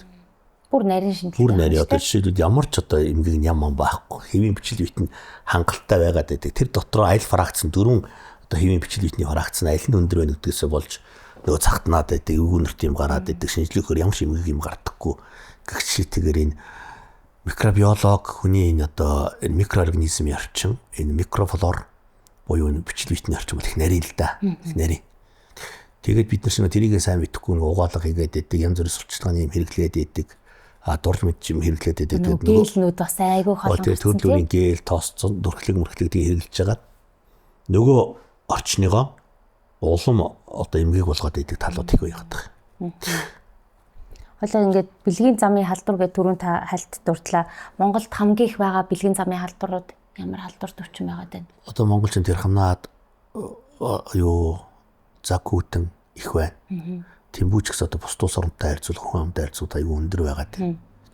чи одоо бэлгийн замбраагүй байдал одоо нийгмийн замбраагүй байдал айгүй их холбоотой. Одоо бид нар чинь социализм үеийн бүгд устгахчээс усууд шүү дээ. Ирнэ. Тэгээ энэ хүн амын одоо нийгмийн шилжилтийн өөрчлөлтийн чөлөөтэй байгаа байдал. Тэгээ эрүүл мэндийн боловсрол муутай өөрийгөө хамгаалж чадахгүй. Одоо тэгэл бэлгэвч хэрэглэхгүй. Иймэрхүү байдлуудтай холбоотойгоор энэ бэлгийн замын халдварууд бол нэлийн өндөр тоо гараад сэтгэл эмзэглүүлээд байгаа маа одоо баг буурай төвшний бид нар ч одоо хөгжиж байгаа болсон шүү дээ. Баг буурай төвшний төртөл хүмүүсийн бас эрүүл мэндийн боловсрол нийгмийн ухамсар хүний өөрийн хувь хүний хөгжил нийгмийн байдал эдийн засгийн нөхцөл энэ болгонтой бүгдээрнтэй холбоотой. Хүний нөгөө папиллома вирус гэдэг байгаа шүү дээ. Папиллома вирус чинь одоо омоо үзүүний хор тавдар үүсгэж байгаа. Шинэ дотор 200 гаруй тип байгаа. 200 гаруй одоо дид бүлэг гэмээр юм уу да. Энэс одоо 16, 18, 31 гэдэг энэ яг омоо үзүүний хор тавдар өндөр үүсгдэг хэлбэрүүд байна. Тэгэд энэ дээрс үндэслэж тэр вакцин бүтээгээд байгаа. Харин сая нэг вакцины нэлээ юм боллоо шүү дээ. Хүүхдүүдтэй их сургуулийн хүмүүс бол хийлгэхгүй гэж байна. Тэгээ энийг бол бүр яг үнэхээр хийлгэх ёстой вакцин гэж би бол ойлгоод байгаа. Монголд бол гэхдээ 6 тань байгаа, 9-тэй нь болохоор их орж ирээгүй гэдэг шиг гадуур бол өстэй. 4 вариантд байгаа. Тэгээ Монгол хүний хамгийн их үүсгдэг нь 75% хүртэл үүсгдэг нь тэр 16, 18 дугаар хэв шинж байхгүй юу? Тэгэхээр тэр яг 6-т нь манай Монголд хийгдэж байгаад нь байж байгаа юу тийм? 4 вариант вакцин байгаа. Яг тэрийг манайх чинь аливаа улс орн чинь вакцина оруулж ирэхийн тулд тэр хэв шинжээ судалж байгаад оруулж байна. Хоёрдугаар тэр ч бас нэглээ төгөөмөл үүсгдэг хамгийн өргөн үрээтэй. Тэгээд бас хамгийн сайн дэвшилтийг л оруулж ирнэ шүү дээ. Аливаа улс орн. Тэгээд нэг вакцины эсрэг бодлого ковидтэй холбоотойгоор хятад вакцин, хуулих вакцин, вакцин хортой гэдэг нэг вакцин эсрэг үүсгэж маш их бодлоо л доо. Яг тийм байдал дээр бас сайн ус түгээмэл хийгдэж чадсангүй одоо нэг 60% таа болоогүй болоо сүүлийн үед одоо бас 70-80 болгоно 90% түргэн л хэл яваад байгаа. Ер нь дэлхийн эрүүл мэндийн байгууллагын зорилт бол вакцинжуулалтыг 90% түргээд идрүүдийг үздэг онцлогоо одоо тэр онцлогоогийн 70% түргээд хэрвээ хавдар гараад ирэх юм бол хавдрын 2 дугаар хэлбэр юм уу хавдрын урд лимгийг гараад ирэх юм бол эмчилгээг нь 90% түргэж өмөөцөнд хор тавдаргүй болно гэж үзээд байгаа байхгүй. Энийг шийдчих усуд олон байгаад байгаа. Жишээл Австрали улс одоо тун утгагүй мөзөн хор тавдаргүй ус гэдгийг зарлах гэж байна. 2007 оноос эхэлж вакцины өөр хөтөлбөр хэрэгжүүлж гэлсэн. Одоо энэ 90-70 шиг хөтөлбөрүүд. За энэ Европын өндөр хөгжилтэй улсууд ер нь хөгжингүй улсууд гэдэг одоо дэлхийн топ 20 улс эдийн засгийн хөгжил өндөртэй эрүүл мэндийн хөгжил одоо айгүй сайтай эрүүл мэндийн тусламжид боловсронгуй болцсон. Тэгээ эрүүл мэндийн шинжилгээ ухаан өндөр хөгжсөн улс орнууд бол ерөөсөө ийм хар массын сурталчилгаа хамаагүй байдаг байхгүй. Тэр улсууд чинь ганцхан шинжилгээ ухаан дээр үндэслээд ангаагч өөрөө нотлохын цорилт учраас тэрэндээ үндэслээд тэрийг хэрэглээл явчихдаг. Манай энэ харанхуй улсуудын вакцин эсрэг үүсгэж чинь энэ байдлыг угаахтаа тэгээд нөгөө өөрөө боловсролтой хүн ч гэсэн тэнд угаахчихэд шүү дээ. Толгой. За энэ одоо ерөөсөө энэ вакцин гэдэг бол одоо хүн төрдөгдөг нь устгах гэсэн одоо энэ бараг еврей нарын гаргасан одоо бас нэг биологийн зэвсэг гэж ойлгох гэдэг. Тэг чинь одоо хүний папиллома вирусын вакцин чи бүр 60 оноос судлагдаад тэгээд одоо энэ вирус чинь өөрөө судлагдаад барай тодорхой хэмжээгээр бүр тодорхой дэвшилт хүрээд яг энэ вирусын ийм хэлбэрүүд нь хор тавдар үүсгээд байнгээд хор тавдар үүссэн хор тавдартай эмэгтэйчүүдээсээ өмөөзөн хор тавдартай усудаас тэр вирусыг гаргаж ирж байгаа байхгүй. Тэгээд гаргаж ирээд тэгээд тэрнийхээ эсрэг вакцин хийгээд ингээд улс орнууд өнөөдөр хор тавдаргүй ус гэдгийг зарлах гэдэг. Энд чинь халдвараас шалтгаалдаг хавдар байгаа байхгүй. Халдвараас шалтгаалдаг хавдрыг бид нар нийт бүх хавдрын 18% халдвараас шалтгаалдаг. Энэ папиллома вирусын халдвар, Б вирусын халдвар, С вирусын халдвар, Д вирусын халдвар гэдэг хэлгэний. Одоо эдгээр чинь одоо хүний хеликобактер гэдэг одоо ходоодны хавдар эдгээр чинь халдвараас шалтгаалт юм байна. Ийм гэдэг юм байна гэдгийг дэлхийд тогтоочоод шинжилгээ ухаан баталчаад эннийхээ эсрэг эмчилгээ хийчихэд эннийхээ эсрэг вакцинжуулалтыг өвчлөхгүй байх боломжийг хийчихэд эмчилгээг нь хийчихэд вакцинжуулалтыг хийчихэд тэгэхэд хэрэглэхгүй байна гэдэг чинь нэг хангахгүй байгааг шинж байгаа байхгүй. Тэгээ энэ бас вакцины тухай асуудал нэг ковид гарсантай холбоотой. Тэгээд энэ асуудал одоо өмөөзөний хавдрын вакцинаар маш их нөлөөлөлтөө. Тийм учраас ингээд нийт ард түмэн массын дунд вакцины угаасаа нэр хүнд нь унтсан. Тэгээ эрүүл мэндийн боловсрол муутай. Энэ усууд дээр чинь вакцинжуулалтыг 90% хөргөнөхэд аюу хэцүү болчиход байгаа байхгүй. Тэрээс эн чинь одоо нийтийн хөтөлбөр ер нь аль ч улс оронд вакцинжуулалт сайн дурах байт юм л та. компанич ч юм уу дээрээс ингэж хийдэг юм байдаггүй. Ялангуяа нарчилсан улс орнууд бол тийм байхгүй. Гэхдээ тэр улсууд эрүүл мэндийн боловсрол өндөр байдаг учраас угаасаа хийх ёстой зүйл гэдэг бүх юм тодорхой юм мэддэг байхгүй. Хүн чинь нэг мэддэг юм мэддэггүй юм да одоо шинжилгээ ухаанд захирагддаг. Тэг чи манайхан ч нэг мэдэм хэрэгждэг ихтэй. Тэгэнгүүт энэ вакцин гэдэг муу нэрийн дор энэ умаа үзүүний хор давдар уг нь бол энэ маш сайн вакцин байгаа. Маш их зөв зүйл юм байгаа. Умаа үзүүний хор давдаргүй болох дэлхийн эрүүл мэндийн байгууллагын тавьсан зорилтондоо хүрэх ийм зүйл юм байна. Яг эцэг эхчүүдийн дундх яриа гэсэн чинь 10-11 настай хүүхдүүд одоо тэд нар чинь бэлгийн харилцаанд орох болоогүй байгаа юм чинь арай эртэм шүү гэдэг бас тал хувийн яваад байгаа юм билэ. Тэгэхээр нөгөө вакцины маань үйлчлэл гэдгийг бас явж байгаа. 11 настай гэдэг манайх чинь одоо бодлогоор тэгж оруулж ирсэн юм л да нөгөө бэлгийн харилцаанд орохоос өмнө гээд. Гэтэ одоо энэ вакцины чинь бол бэлгийн харилцаанд ороогүй бол 20 наснаас өмнө хийж болно шүү дээ. Одоо бүр дайш энэ вакцины чинь хэрвээ папиллом вирус илрүүлээд бэлгийн харилцаанд орсон байсан хүн ч гэсэн халдвар байхгүй хийж болно гэдэг шүү дээ. Харин тийм билээ. Халдваргүй бол тэр хүн аваагүй бол дахиад тэр үгээр өвчлөхгүй тэр вакцины хийчихэж байгаа юм чинь. Тийм учраас одоо 10-11 нас гэдэг бол энэ ойлгуулах гэж нийтээр масаар нийлэх гэж хийсэн ойлголт байхгүй. Тэрээс 11 настай хүүхдүүд татгалзсан бол 15, 16, 10, 13, 14 одоо бэлгийн харилцаанд ороогүй хүн болго хийлгэж болох юм. Ер нь хэдэн тун хийх үү? Энд чинь 2 тонтой юм шиг байгаамаа. За. 2 тонтой. Нөө вакцинжуулалтынхаа хэв шинжээр сая одоо манай нэг хятад юм чинь найз өвөр Монгол юм найз утсаар ярьж байна. Одоо энэ 20 эднэр өвөр Монгол хотод аюулгүй том хурал болох гэж байгаа.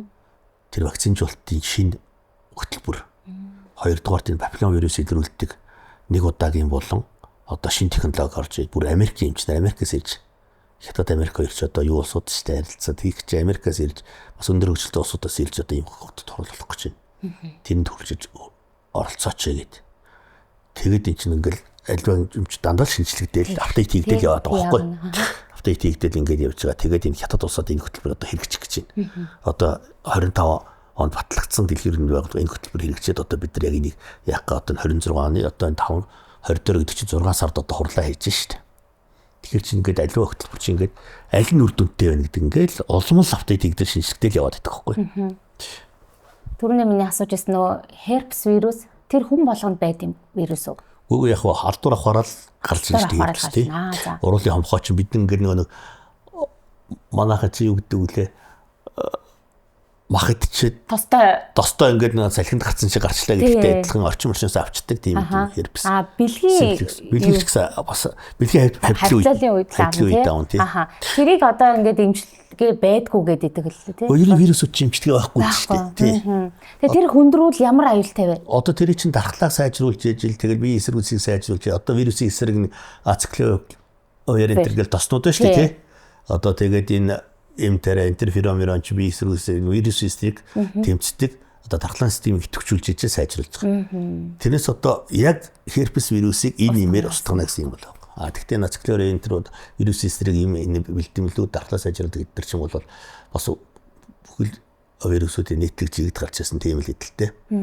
Бид нар ковидын дархлаанд үйдсэн шүү дээ имчилгээ байхгүй бүгдээрээ дархлаагаа сайжруул сайхан унтаж амраач чанарлаг хоол идж угаач гэртээ чигдээ зөвлөгөө хийгээч хоёрдугаарт нь ингээд контакт авч болохгүй шүү маск зүгээч тэгээд хамгийн сайн хоол унд хэрэглээ тэгээд вирус эсрэг тэмцдэг одоо бие эсрэгүүцээ сайжруулдаг нөгөө нэг сармистай хоол юу бүгдийг нь хэрэглээчил надад тийм зөвлөгөө өгсөн шүү дээ.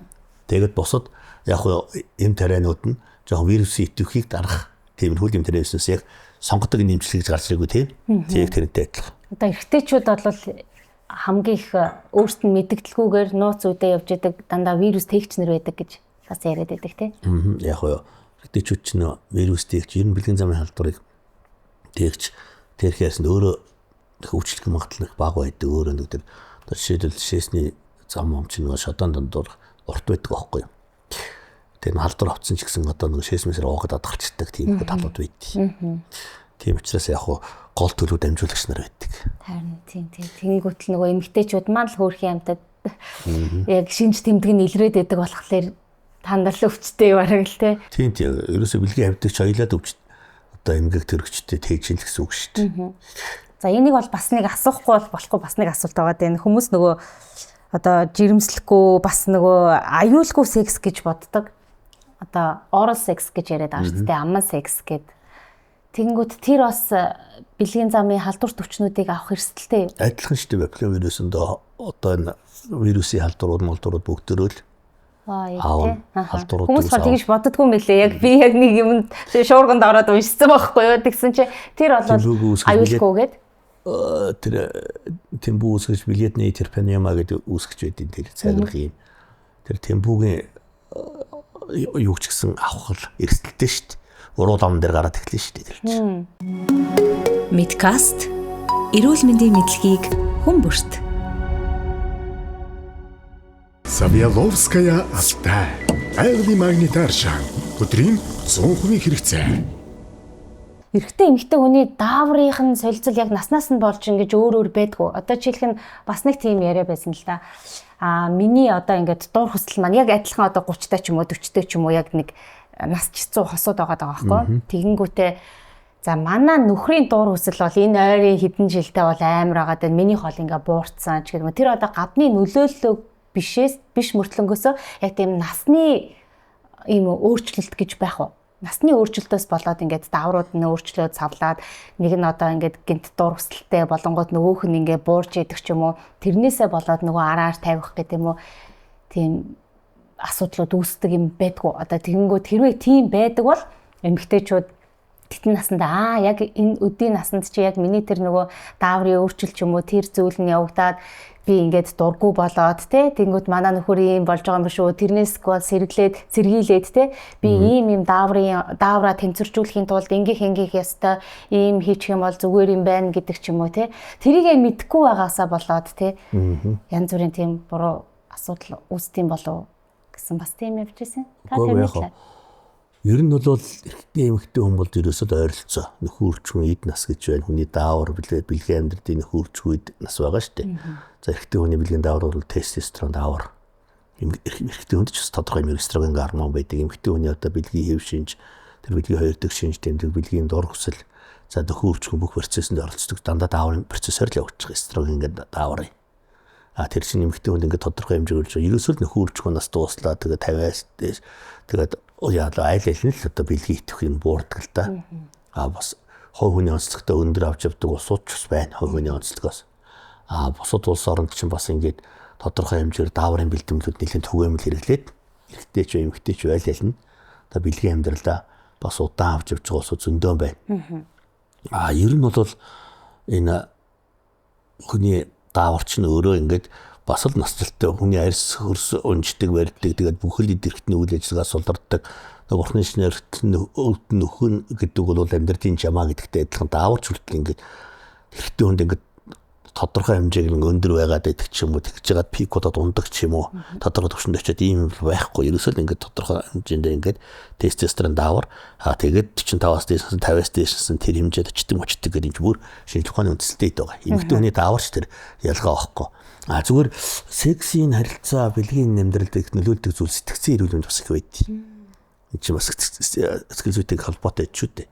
Одоо хүн чинь сайхан бэлгийн таашаа лавн тэгэл одоо тэр үнэрлэл нь харна эрэгтэй хүн чинь харах үнэрлэх одоо тэр бүх одоо тэр ачаал сэрэл хөдлөгч их олон процессор явж байгаа шүү дээ. Эмэгтэй хүн ч гэсэн бас ингээд тодорхой хэмжээгээр сэрэл хөдлөхөд олон хүчин зүйл сэрлийн одоо тэр зүйлсүүд бас их нөлөөлдөг тийм талууд бол яг эмэгтэйчүүд юм чи явдал ярьж байгаа шүү дээ. Нарийн сексологч хүн биш учраас тий.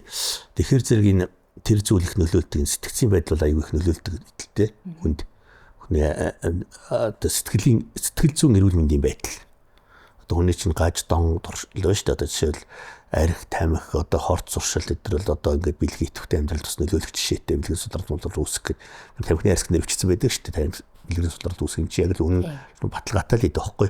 Архины хэрэглээ одоо ингээд янз бүрийн ад дон мон ч одоо бүгдөө л сэтгцэд тодорхой хэмжээгээр нөлөөлөл. Арх одоо энэ бид нар чинь ч гэсэн бас сэтгцийн хамралтай болчиход байгаа шүү дээ. Дон одоо уух дур хүсэл яг тэрнтэй адилхан секс амьдрал зүс тэрнтэй бас тодорхой холбоотой байдаг. Тэгэхээр одоо зарим улсууд одоо бэлгийн гаж дон ч юм уу эсвэл одоо ингээд зарим эрэгтэй улсууд ингээд тодорхой наснд хүрэхээр бас залуу хүнд ингээд татагдах ч юм. Энэ бол бас байдаг л ингээд сэтгэлийн эргэнүүтэй холбоотой бас дааврагтай гач холбоотой тийм л ид. Юугаар шинжлэх ухааны цаанаасаа ярих юм бол эмэгтэй хүнд ч тэр эмэгтэй хүн чинь бас ер нь Монгол эмэгтэйчүүд чинь одоо нэг хүн хүрдэл гэж ярьжсэн. Би одоо ингээд өөрөөрөө гоёдаг, өөрийнхөө төлөө өөртөө айгүй хайртай байсан чи 2 3 хүүхдээ одоо би хүүхдээрээ гоёдаг. Хүүхдээ хайрладаг, хүүхдээ ингээд ерөөс нөгөө секс мекси тэр зугаалын вэри тэрийг бодогдох болчт юм байлээ гэж байгаа байхгүй. Энэ чинь бас хууны сэтгэл зүйтэй холбоотой байдаг шүү дээ, тийм ээ. Нөгөө гэрлөөгөө ахуу руугаа өр хүүхд рүү анхаардаг нэх болоод энэ иймэрхүү амьдралын одоо ахуйн зүйлсүүд хүмүүсд бэлгийн харьцаанд бол бас их нөлөөлт юм шиг байна. Гэхдээ бэлгийнхээ амьдралыг идэвхтэй айгүй удаа хугацаагаар авч явж байгаа гэр бүл зөндөл байна шүү дээ. Тэгэхээр чинь нийгэм орчин бэлгийн энэ амьдрал чинь их нөлөөлт үзүүлж энэ сэтгэл зүйн байдал, нийгэм орчин, тэгэл хүний ажилд юу орчин их нөлөөлт юм шиг байна. Тэрнтэй бас давхцуулаад асуухад Монгол эмэгтэйчүүд одоо нөгөө өөрийнхөө төрөх замаар төрөхгүйгээр яагаад гэвэл одоо миний бэлгийн гоо сайхан маань алдагдчихна гэд одоо хийсвэр хагалгааг их сонгож хэрэгэлдэг болсон. Яагаад гэвэл дараа нь ингээд хярзан ойх ч юм уу те дараа нь ингээд тийм гоо сайхны засал хийлэхгүй учраас би ерөөсөө л хийсвэр хагалгааг сонгож байгаа гэд одоо юм сонголтоор тэгж төрнө гэсэн асуудал ямар байна. Тиймэрхүү одоо ер нь хийсвэр хагалгаа их болж байгаа юу? Ер нь дэлхийд яг хийсвэр хагалгаа гэсэн байгаа. Монголч гэсэн одоо манай өргөө амгалч газар гэдэг нь 34-5% байна. За босод одоо томоохон төрхүүд дандаа 30 гаруй хувьтай л болчиход байгаа. За нийтдээ дунджаар бол нэг дэлхийн эрүүл мэндийн байгууллагын зорилт болохоор 22-3%-аас дээш төлөхгүй л байна шүү гэсэн тийм зорилттой юм байна. Хийсвэр хагалгааны төвшин багтаа улс орнууд байна л та. Өндөр улсууд ч байна. Жишээлбэл Хятад мутад одоо Бразил энэ төр босод улс орн маш өндөр хувьтай 44-50% улсууд байна. Ер нь бол манай анагаахын манай эрүүл мэндийн хууль одоо босод зүйлсэд ер нь өсөл төр хийсвэр хагалгаа хийлгэх гэсэн ойлголт байдаггүй. Ер нь өсөл төрөө би хийсвэр хагалгаа хийлгэх. Заавал заалт гарч ижил хийнэ. Хүүхдийн талаас юм уу, ээжийн талаас юм уу, эсвэл аль альнийхэн талаас хавсарсан заалтад гарч ижил хийсвэр хагалгаа хийнэ. Хүмүүс нэг ийм ойлголт байгаа даа. Тэр доошо төрөх замаар төрснөөс одоо өтрээ сундаг, барьдаг, бэлгийн амьдрал алдагддаг тийм бол байхгүй. Өтрээ чинь өөрөө гайхамшигтай одоо тасан зогсох чадвартай тийм ээ байхгүй. Эргээд хэвийн байдалтай очиж чаддаг. Эргээд одоо өөрөө дааврынхаа нөлөөгөөр өөрийнхөө бие организмын нөлөөгөөр тэр бүтэн 1 кг болтлоо томорсон. Эзлэхүүн 500 дахин томорсон умаач нь эргээд 50 грамжинтэй хэвийн хэмжээнд очиж байгаатай яг адилхан. Тэр одоо төрөх зам бэлтгэж өрөөд ингээд төрөлтөө ойртоод ирэхэр чинь өтрээ чинь сунах мунах тэр даавар гармоо умаа үзүү нэмгэрэх зөөлрөх богиносох тэр процесс бүгд дааврын зохицуулгаар ингээд эмэгтэй хүний гайхамшигт нөхөрчмөн чадвар чинь энэ дээрээ л оршоод байгаа. Тэрээс нэг доошоо төрөөд хэд доошоо төрөөд тэгээд өтрээ сунчлах ойлголт байдаггүй. Ерөнхийдөө хийсвэр хагалгаагаар төрсэн байсан ч гэсэн тодорхой насны мөчлөг болохоор дааврынхаа нөлөөгөөр хоёрдугаар ямар ч хүний арьс унждаг үстэй тий яг тэрнтэй л адилхан одоо булчин сулардаг барьдаг тэр бэлгийн холбох бэхлэх аппаратууд сулардаг энэ болгонтой холбоотой ийм өтрээний сулалт бол байна. Тэр доошоо төрсөн юу гэдгээс нөлөөлөхгүй. Тэгээд одоо ялангуяа бэлгийн идэвхтэй амьдрал дээр байгаа хүнд бол өтрээгээр төрсэн хийсвэр хагалгаар төрснөөс болж тийм бас асуудал нэх үүсэхгүй.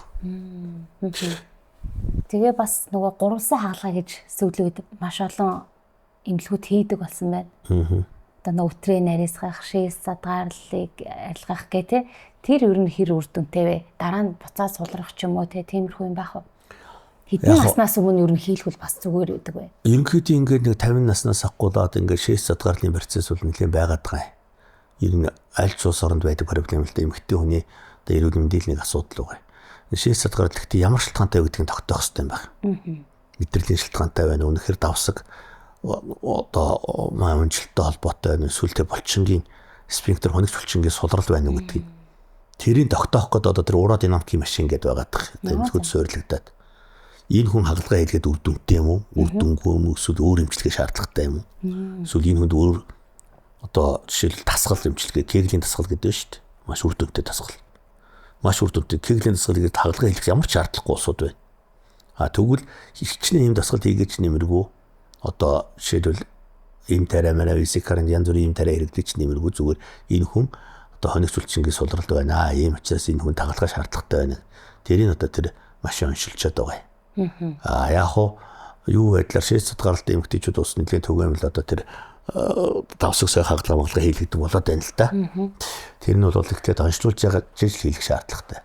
За өдрийн пластик хагалгаа бол бас хүмүүс бас нэлээд түгээмэл хийдэг болсон. Ялангуяа доошон төржсэн тодорхой хэмжээний урагталтай төрөд оёлдог байсан хүмүүс. За энэ бол зайлшгүй хийх хагалгаа бол биш. Яг хүн өөрийнхөө сонирхлоор хүмүүс одоо нэг цохион татуулдаг барьдаг одоо тэгжмэлж юмтай холбоотой. Бас зайлшгүй хийх ус байна. 2-3 дугаар зэрэгээр орогдсон. Үнэхээр одоо ингээд хярдсангийн урагтлагтай усууд бол асуусан асуугүй эмнэлгийн заалтаар хийн. Тэр усуудад өөрөө өсснээр хийж болно.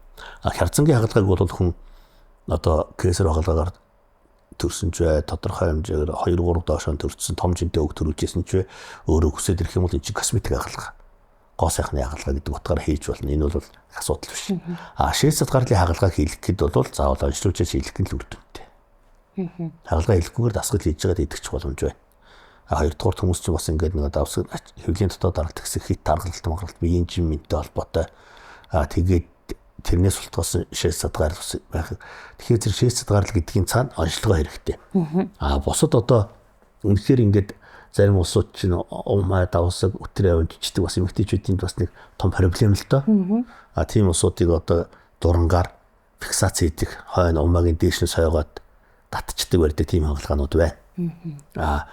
Солонгос улс чинь бол бас ингээд гоо сайхны хагалгаа маш өндөр түвшинд улс шүү дээ. Дунгын gooцлын хагалгаанууд. Ер нь өтрөөний пластик хагалгаа бол бас нэлийн маш их түгээмэл хийгдсэн юм билээ. Ер нь баг толгой дараа хийгдчихсэн юм билээ. Хүмүүс настай болоод ирэх хэрэг. Настай яг нэг 50-55-аас дээшсэнд бол тэгээд хийгдчихдэг. Бас урт настай улс шүү дээ. Эмэгтэйчүүд одоо Монголын эмэгтэйчүүдийн уншилс 78 гэж байдаг шүү дээ. Солонгосын одоо Тайван, Япон энэ улсуудаа 80 гарч чадах байхгүй 83 4 дундаж наслт. Тэгээд тэр улсууд бол ингээд өөрсдөө очиод тэр өтрийн гоо сайхны пластик хагалгаа тийм пластик хагалгааны эмнэлгүүд бол аюу их очигд байт юм билээ.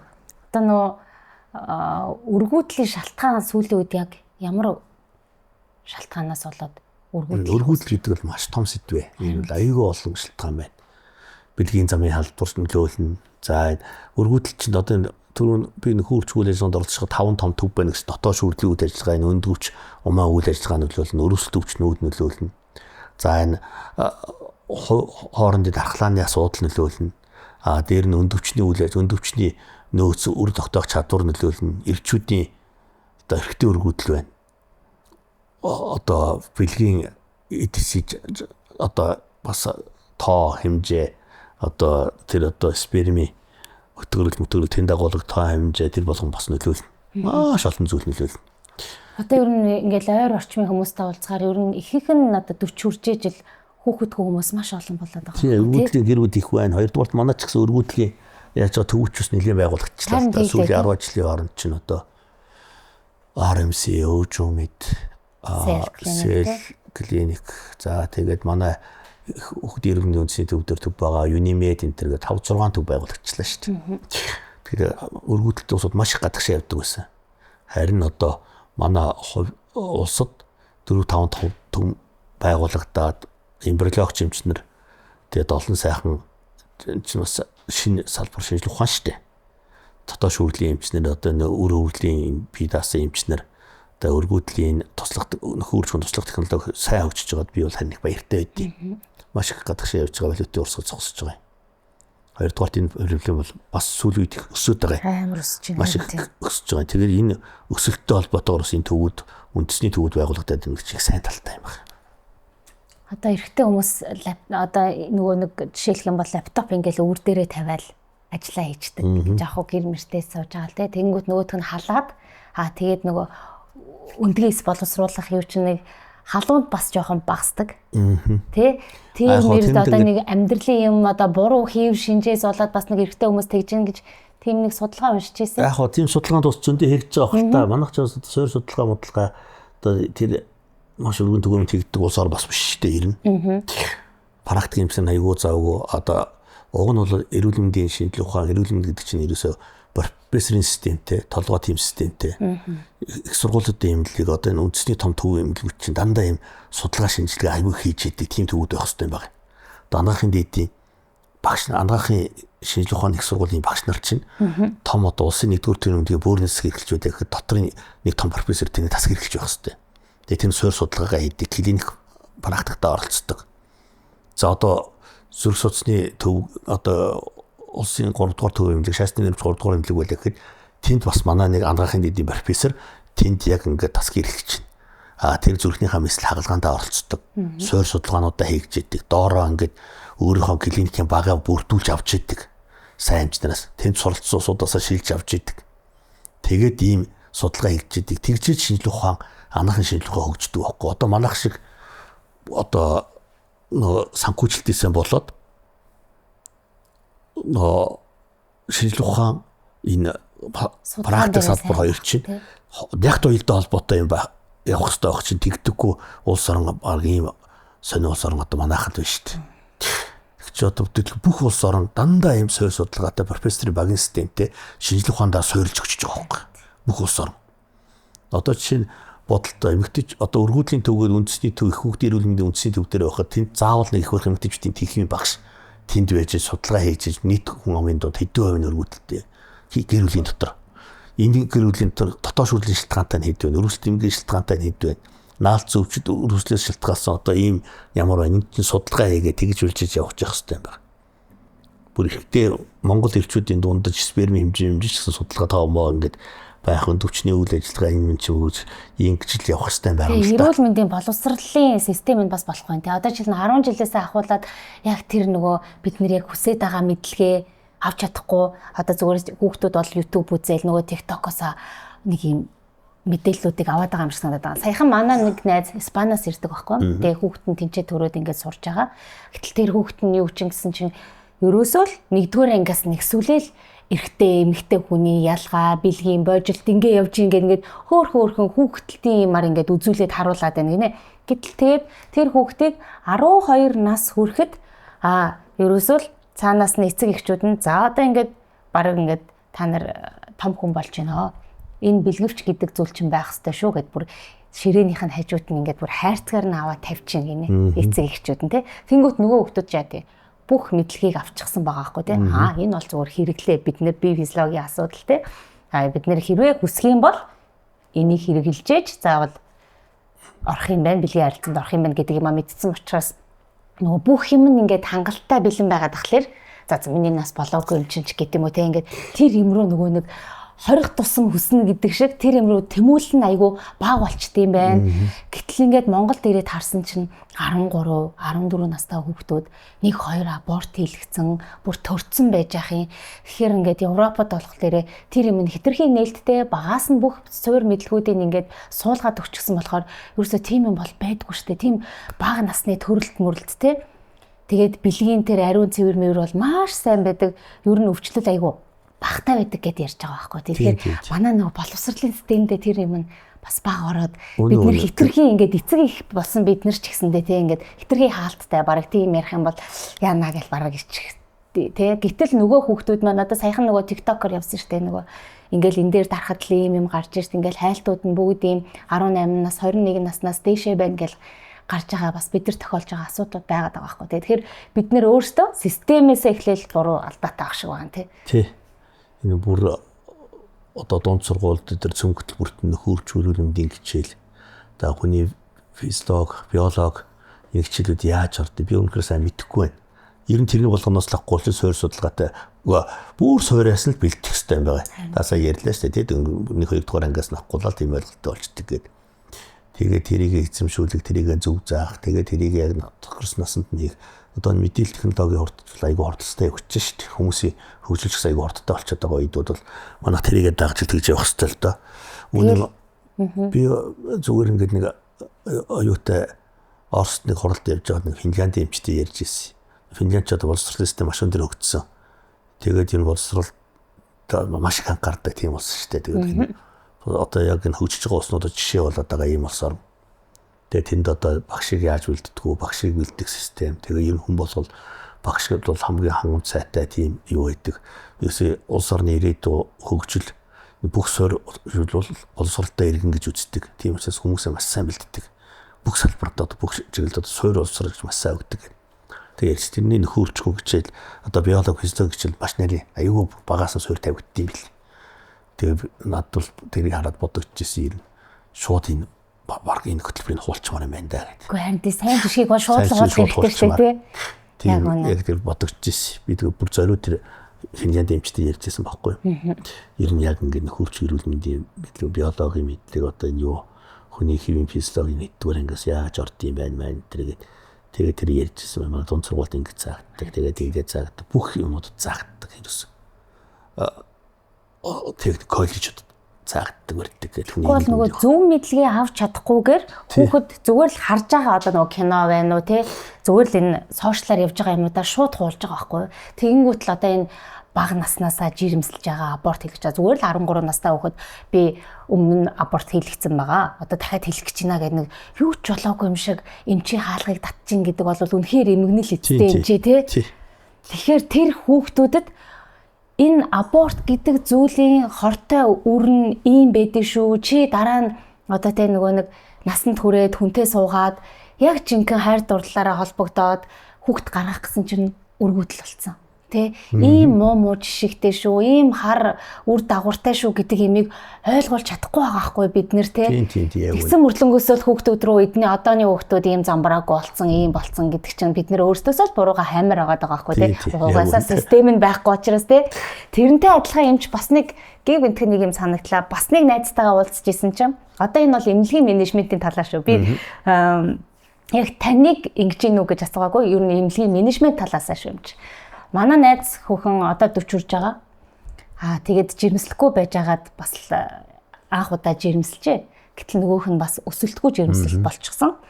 Тэгээд эмчтэр очсон чи одоо яах вэ? Бас нэг эрэгтэй эмч таарсан байл л да. Одоо яах вэ? Тэгэл очил ахуулахгүй юу? Гэт амар ингээд бүр трама олтол нь хэлсэн байхгүй. Тэгээд нөгөө найз маань яасан гэсэн чинь нэг улсын эмнэлэгт очиод тэгээд цэвэрлүүлсэн байна. За тэгээд цэвэрлүүлсэн чинь яг нөгөө тасг нь бүх хүмүүсийг ингээд хамтд нь оруулцдаг. Одоо тэнд нэг төркөж байгаа ээж ингээд өвдөө өлдөн шаал тий. Ёолол ээж гэдэг. Энд болохоор нэг ээж төрцөн өстө бүүн дугаа аялцсан амар аз жаргалтай. Гэтэл тэр эмэгтэйг болохоор зүгээр л чи очиод цэвэрлүүл гэт ингээд айгүй аимшигтэйгээр хэлээд тэгж яахгүй тэр үг надад үнэхээр траума болсон тий. Тэгээд намайг би ингээд палатанда цэвэрлүүлчихэд орсон чинь ингээд ямар ч шигшээ байхгүй тий. Айсгол надтай адилхан төвшний ингээд цэвэрлүүлсэн эмэгтэйчүүдээ нэг палатанд оруулж болно тий. Тэгээд төркөж байгаа хүмүүсийг нэг тасагт оруулаад төрснөө дараах гээд ингээд нэг тасагт оруулмаар ах чинь бүгдийн зүгээр л нэг тасагт оруулаад тэгэнгүүт тэр олон ийм стресснүүд надад ирээд тэр үед бүр үнэхээр амар байсан гэж байгаа байхгүй. Тэгэхээр энэ бас нэг эмнэлгийн менежменттэй холбоотой бас нэг асуудал байгаа даа. Үнэхээр би ч гэсэндээ өөр дээр яг ингээд аваад үтгэв. Хэрвээ би тийм байдалд орсон бол надад бас ямар байх вэ гэдэг тийм. За би тухайн юмхтэй айд эмнэлгчсэн сайн мэдэхгүй байл та тий. Ер нь бол гэхдээ манай төвлөрсөн амарч газрууд бүх ихэнх хүүхдийн эрүүл мэндийн төв ер нь бүгд л төр засгийн тусдаа төрсний дараахан тусдаа тэр нөхөрчхөн тусламж үзүүлдэг гэсэн тусдаа одоо тэр юу одоо тэр өдрийн эмчилгээний хэсгийн тусдаа зохион байгуулагдсан байдیں۔ Тухайн хүн бас төрх төр очиод бариад яасан юм бол одоо сайн мэдэхгүй байна. Тэгтээ бол манайд энэ хүний сэтгэл зүйтэй ажилтдаг, хүнд энэ зөвлөгөө өгдөг, хүнтэй удаан ярилцаж суудаг, тухайн зүйлийг ойлгуулдаг систем бол үнэхээр доод түвшин шүү. Тэр бол үнэн шүү. Яагаад гэвэл тийм зав бодохгүй байна уу юм чи? Хүний бодохгүй шин тийм завгүй байгаа юм чи юм чинь. Бүгд завгүй шүү дээ. Одоо ингээл хагалгаа мэсэл тэр хагалгаа мэсэлд ороод тэгэл үдээсээ нөгөө юугаан цэвэрлдэг байдаг хүний нэг ачаалч айгу их байдаг байхгүй. Тэгээ хоёрдугаар одоо энэ үзлэгийн систем чинь нэг хүнийг 15 секунд 15 минут үзэх тийм юутай тэгэл нөгөө нэг шинжилгээг нь бүрдүүлээ за асуугаал компьютерт харьцаж байгаа. За тийм ээ. Тухайн хүн ямар шалтгаантай яасан хизээ гэрсэн хөөх ямар проблем үүсв яа вэ? Бараг тэрийг ч асуух завдлагууд гарч байгаа юм чи. Тэгээд эн чинь ерөөсөө компьютерийн юу хийж хүнийг айгүй холдуулчихад байгаа. Одоо энэ одоо зарим цаасны ажил нэгсэн. Одоо нөгөө шинэ сайд маань гарсан бас нэг тал хувийн арилгаж байгаа гэж тэгжсэн. Тэр манаас гайгүй болох байгаа. Тэр гайгүй болох нь гэхдээ бас тодорхой хугацаа хэрэгтэй л дээ. Тэгээд одоо шиврээд одоо аппарат хоногдох хөрөмжийн хөгжиж бас тийм болчиход байгаа шүү дээ. Одоо бүх шинжилгээнүүд нь ингээд компьютерд бүгдөө ингээд хүрээд тэр нэгдэн бариг заримдаа хүний чарахгүйгээр шууд хагалгаа орж байгаа байхгүй юм тиймэрхүү тохиолдол за яг нь уулзсан байран тий. Бус тус орнууч тийм болцсон. Тэгвэл энэ бүх газар сэтгэл зүй зөвлөгөө өгдөг, сэтгэл зүйн эмчилгээ хийдэг, хүний юм дотор хүнтэй ярилцдаг систем бол альч улс орнд байгаад байгаа. Тэр эмчийн цаг нь аягүй удаан тийм байгаад байгаа байхгүй. Жишээлбэл тэр хүн одоо өргөдлийн цэвэрлэгээ хийдэг бол ер нь ийм системтэй энэ зүүн Азийн улсууд амбулаторын одоо тэр outpatient clinic гэдэг дээр хүмүүсээ ингээд олж ирдэг байхгүй юу үндсэндээ. Тэгээд тэр хүмүүс тэр эмчилгээ хагалгаа хийх мэсэл орох тэр цэвэрлэгээ хийх юм уу өсөлтгөө жинүүсэн тэр усууд нь тэр эмчтэй хандаад тэн дээр их ярилцаж байсан гэдэг. Тэгээд энэ өдөр тэр эмч одоо тэр ажилтнуудаа тэгж шин ингээд ийм сонголтын системд гаргацсан байт. Хятад бол ийм байлээ. Хятад бол бас яг социализм тиймэрхүү системтэй маш их хүн үйлчлүүлдэг юм ихтэй. Тэгтээ болоод ингээд өвчтөнтэйгээ ярьдаг тэр юм систем бас их удаан их боломжтой юм билээ. Би нэг бас нэг хятадын нэг эмнэлэгтэй яг юутайгаа их хэр удаа ярьд юм байна. Үйлчлэл клиент тэр юм бол их боломжтой. Тэгээ ийм шинжилгээнүүд ингээд бүгд төр өглөө ирээл ингээд бүгд төр ингээд өгөөд тэгээд тэр сүлжээгээр явчихдаг аимч энэ зөвлөгөө өгөөд ярилцах шалтгаан тодруулах тэр процесс нь бас харьцангуй гайгүй маш хүн дээрнэ. Дүүрсүүл шигтэй нэг тийм хүч дүүрэн мэдэн шүү дээ ингээд тэгсэн ирнэ тэр нэг айгүй их зүгээр тийм бил. Тэгэхээр эмнэлгийн менежмент их юутай холбоотой л доо. Гэхдээ одоо чи ерөөсө бүхэл талд хүний сэтгэлтэй ажил гэдэг байгаа шүү дээ. Хүний сэтгэл зүйд нөлөөл, хүнд хандлага өөрчил. Мэргэжлийн тусламжийг бол хинч үзүүлж болж байна. Тэгэхээр тэр дотор хүнтэй ярилцсан тэр хүний сэтгэлийг рүү өнгөж үзнэ гэдэг чинь хамгийн том зүйл болж байгаа. Тийм ч учраас бид нар одоо төрөх эмнэлгээ сонгохдоо бараг хувийн эмнэлэг сонгоод шүү дээ. Уул нь бол улсын эмнэлэг маань бүх тоног төхөөрөмж тэгээ нөгөө сайн эмчнэр нь байгаад идэг. Гэтэл ачаалаа дийлэхгүй нөгөө ааш мөдө олцсон нэг тэгээд улсын хувийн эмнэлэг болохоор яа дээ нөгөө кэрлэлт нь айгуу сайн те. Өө миний хүү яа чи гээл те. Айгуу сайхан төрүүлцдэг шүү дээ. Тэрнээс болоод хүмүүс хувийн эмнэлэг рүү их явж гин те. Тэгээд тэр эдийн засаг бас янз бүрийн байдалтай холбоотой байх л та. Хүний өөрийн сонголт Монголтой. Одоо тэгтээ ерөнхийдөө 4-5 жилийн өмнөхөөс бол тэргүүдээ ачаал буурчаад байгаа шүү дээ. Манайх ч одоо 15,000 хүүхд төрүүлдэг байсан шүү дээ. Юм 16 онд 15,000 хүүхд. 16,000 хүүхд төрүүлжсэн. Одоо 5,000 гарал төрж шүү дээ. Нийгэмтэй холбоотой байна уу? Төрөлт ерөнхийдөө буурчээ. 2-р тэр хан уулын 300 ортой төрөг байгуулагчлаа. 2-р төрөх гээд 8-9 давхар эмнэлэг байгуулагчлаа. 17-8 оны үед чинь тэр одоо 3-р төрхийн шинэ барилга орсон их хүүхдийн төвч бас хэд хэдэн одоо том барилга байгууламж орчлоо. Эмчүүдийн эмчний тооч гэсэн жил ирэх тусам ингээд нэмэгдээд байна. 2-р нь бас ингээд төрөх байр шангууд бол сүүлийн үед бас ингээд нэг коридор түнгөвтж, жирэмсэн ээж ингэж тэгэл проблемтэй холбоотойгоор төрөх байрууд бол бас төрөх амарчих газрууд бол бас нэг үе юм бодол өөр болчиход байгаа юм. 2-р төрөлд бас буурчаад байгаа юм. Одоо 19-20 он ковидын өмнө ч 75-аас 80,000 хүүхд төржсэн бол одоо сүүлийн үед дандаа буураад байгаа. Нодон 53,000 хүүхд төрлөө. Тэрний урьдчил 57,000. Тэрний урьд 64,000. Тэрний урьд 66,000. Гэхдээ 66,000, 64,000 гэт ингээд дандаа ингээд буурах процесстэй явж байгаа. Бас хүмүүсийн гэрлэлт аягүй оройтод байна. Хүмүүс одоо гэрлэлт оройтж байна. За тэгээд ер нь энд бас төрөлт буурч их олон хүчин зүйл нөлөөлж байгаа ч байгаамаа. Нийгмийн амьдрал халамж бас их аюу яаж яа эдийн засгийн хүмүүс бас тий хэцүү бай. 2-р бас аюу олон хурц хүнсний залуучууд аюу их гадагшаа явж байна. Ажиллах гэж, сурах гэж маш их ингэ явж байна. Тэгээ хүмүүсийн нийгмийн чиг хандлага ч гэсэн, хувь хүний чиг хандлага ч гэсэн ер нь тодорхой хэмжээгээр ажиллаар, эдийн засгаар, хувь хүнийхээ төвшингээр тодорхой карьер төснийхаа дараа гэрүүд болж хүүхэд гаргая гэсэн бодолтой залуучууд их хэлбэг болчлоо. Энэ болгонтой холбоотой ер нь төрөлж жоохон буураад байгаа юм.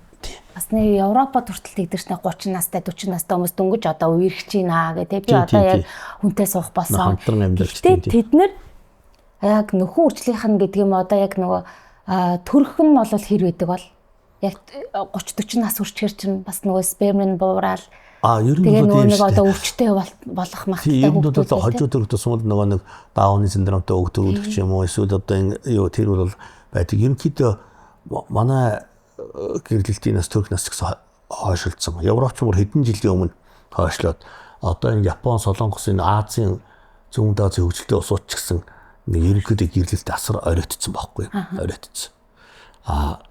Тэр экспериментийн хувьд бол дэлхийдээ яраа эрэгтэй хүний сперм тоо одоо тэр юу шинж буурчаад байгаа шүү дээ. Одоо 50 жилийн өмнөхтэй харьцуулахад 70 хэдэн онтой харьцуулахад 2 дахин буурсан байна гэдэг байгаа шүү дээ. Эрүүл хийсийн тоо моо тэр нөхөр одоо тэр хөдгөөн итвэх тийм процесс. Хүн чинь аль болохоор л нэг байгалийн шинжээсээ холдоод байгаа юм. Энэ болсон тэр би нэг судалгаа уншиж ирсэн бас ингээ яаж яасан эрүүл хийсийн тоо моо эмэгтэйчүүдийн нөхөрчгөн чадвар өндөвчний нөөц мөс ч гэсэн багасаад байгаа. Хоёрдугаар тийм одоо дотоод шүүрлийн шалтгаантай эмгэг одоо энэ биений эмний хямдал одоо эндометриоз центр гэдэг энэ бие даасан одоо шинэ зууны өвчин гэдэг ийм эмгүүд их гарч ирээд байгаа юм. Ялангуяа нийгмийн орчилтэй холбоотой стресс одоо юм өтой холбоотой биений эмгүүд биений эм хожуу ирэх эрцэвэрших байдал бас нэлээд төвөмөл болоод байгаа юм билээ. Тэгэхээр одоо яалтаач хэлээд байгаа нийгмээ дагаад одоо бид нэрнгээсээ л карьертай байгаад мөнх төгрөг олдог болоод нөгөө хүүхдэд тэжээх чадвартай болчоод жирэмслэмээр байдаг. Гэтэл яг тэр хүртэл ингээд хүлээгээд за одоо яг нэг сайхан хүүхдтэй олъё гэсэн чинь бас хүүхдтэй олж чадахгүй болохос хэцүү юм да тий. Тэгэхээр нөгөө дээр үеэлзэйлэл нөгөө ээж аав нар одоо нөгөө цагаан сараар тий та нар өстө найз залууч юм байна уу нөхөр чинь байна уу хүүхэд чинь оройлоо гэдэг бас нөгөө талаар зөвчм шиг нөгөө талаа яг амьдралаа бодонгууд бид нар бас нэг хүүхдээ бас хэцүү орчин төсөгч мөөргүй байна гэ тэ. Үнэхээр нөгөө нэг бүх юм боловсрон юу болоод одоо нийгмээ дагаад тэ. Хүлээнийг үл хэцүүлтэй. Харин хэцүү болоо. Альч нийгэмч баримтсан байгаа шүү дээ. Альч нийгэмд. Тэгэхээр та бод эмч хэлдэ ингээд хамгийн дээдлийн максимум за тэр хүртэл та нар тэдэн наснаас ер нь өмнө л одоо ингээд жирэмслэрээ гэвэл хэдэн нас гэж хэлэх вэ? 30 наснаас өмнө гэрлээ жирэмслэх одоо.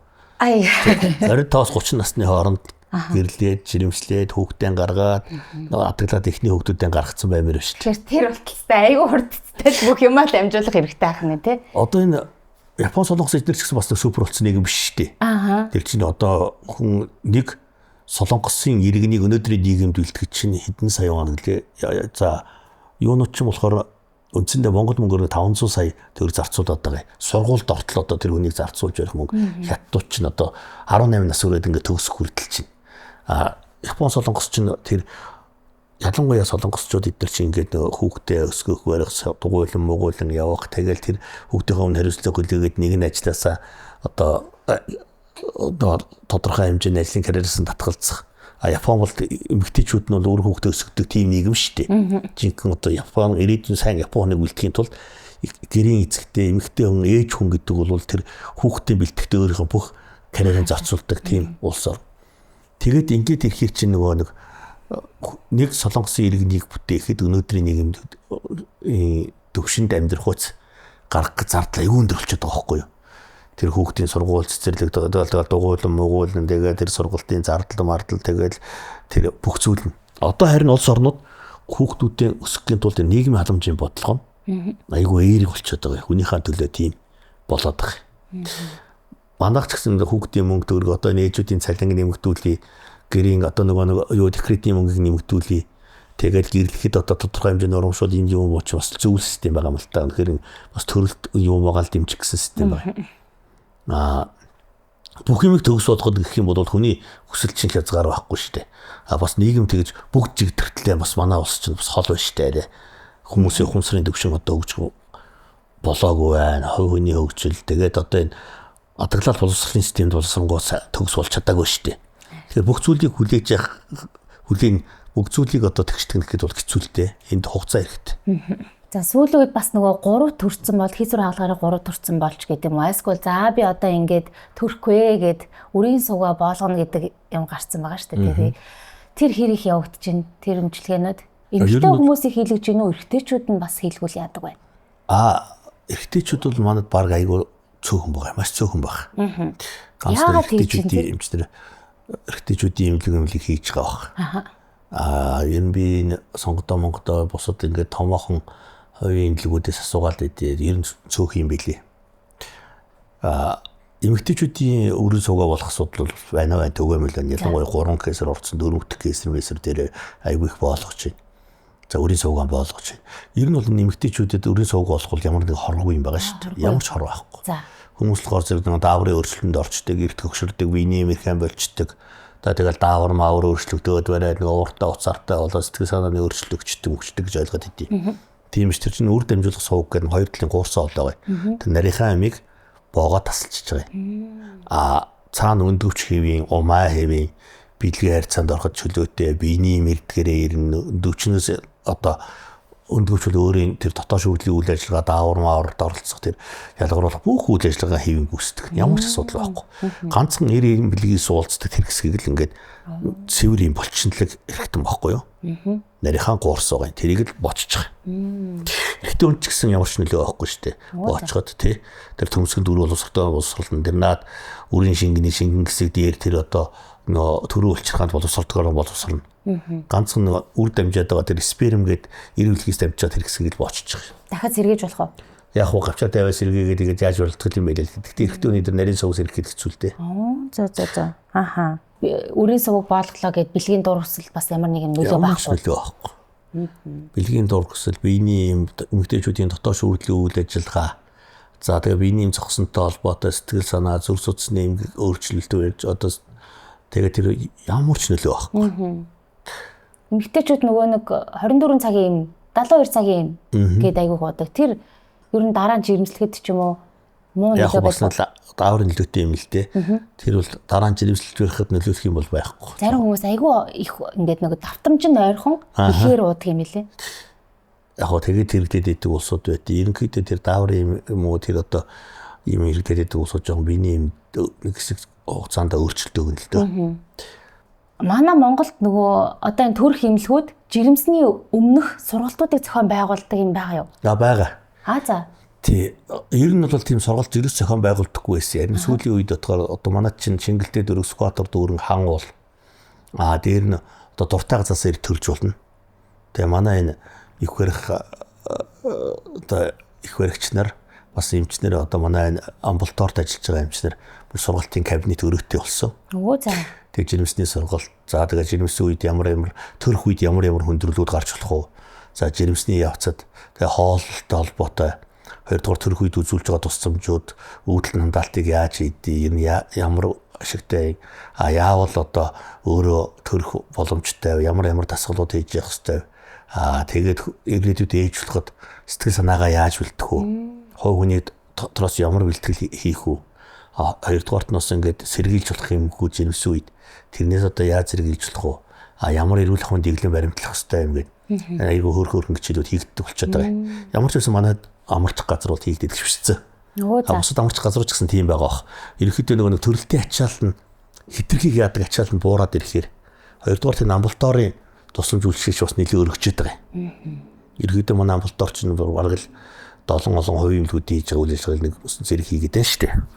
Тэгээд энэ юутай холбоотой сүүлийн үед нэг жирэмсэн ээжүүдэд энэ эргэтэн тогтолцооны эмгэг ялангуяа чихрийн шижин за босоод одоо бөөр шээсний замын өрөвсөлт эмгэгүүд энэ их байгаатай холбоотой зайлшгүй амьдралын шаардлага гарч гисэн энэ жирэмслийн эрүүл ахуй хэвийн жирэмстэй яаж хэвийн үргэлжлүүлэх үү төрөлтөнд юу анхаарах уу гэдэг чиглэлийг заахаас өөр аргагүй болчиход байгаа. Яг гэвэл манай эмэгтэйчүүдийн дунд чинь эрүүл мэндийн боловсрол их муу байгаа. Яг үнэ.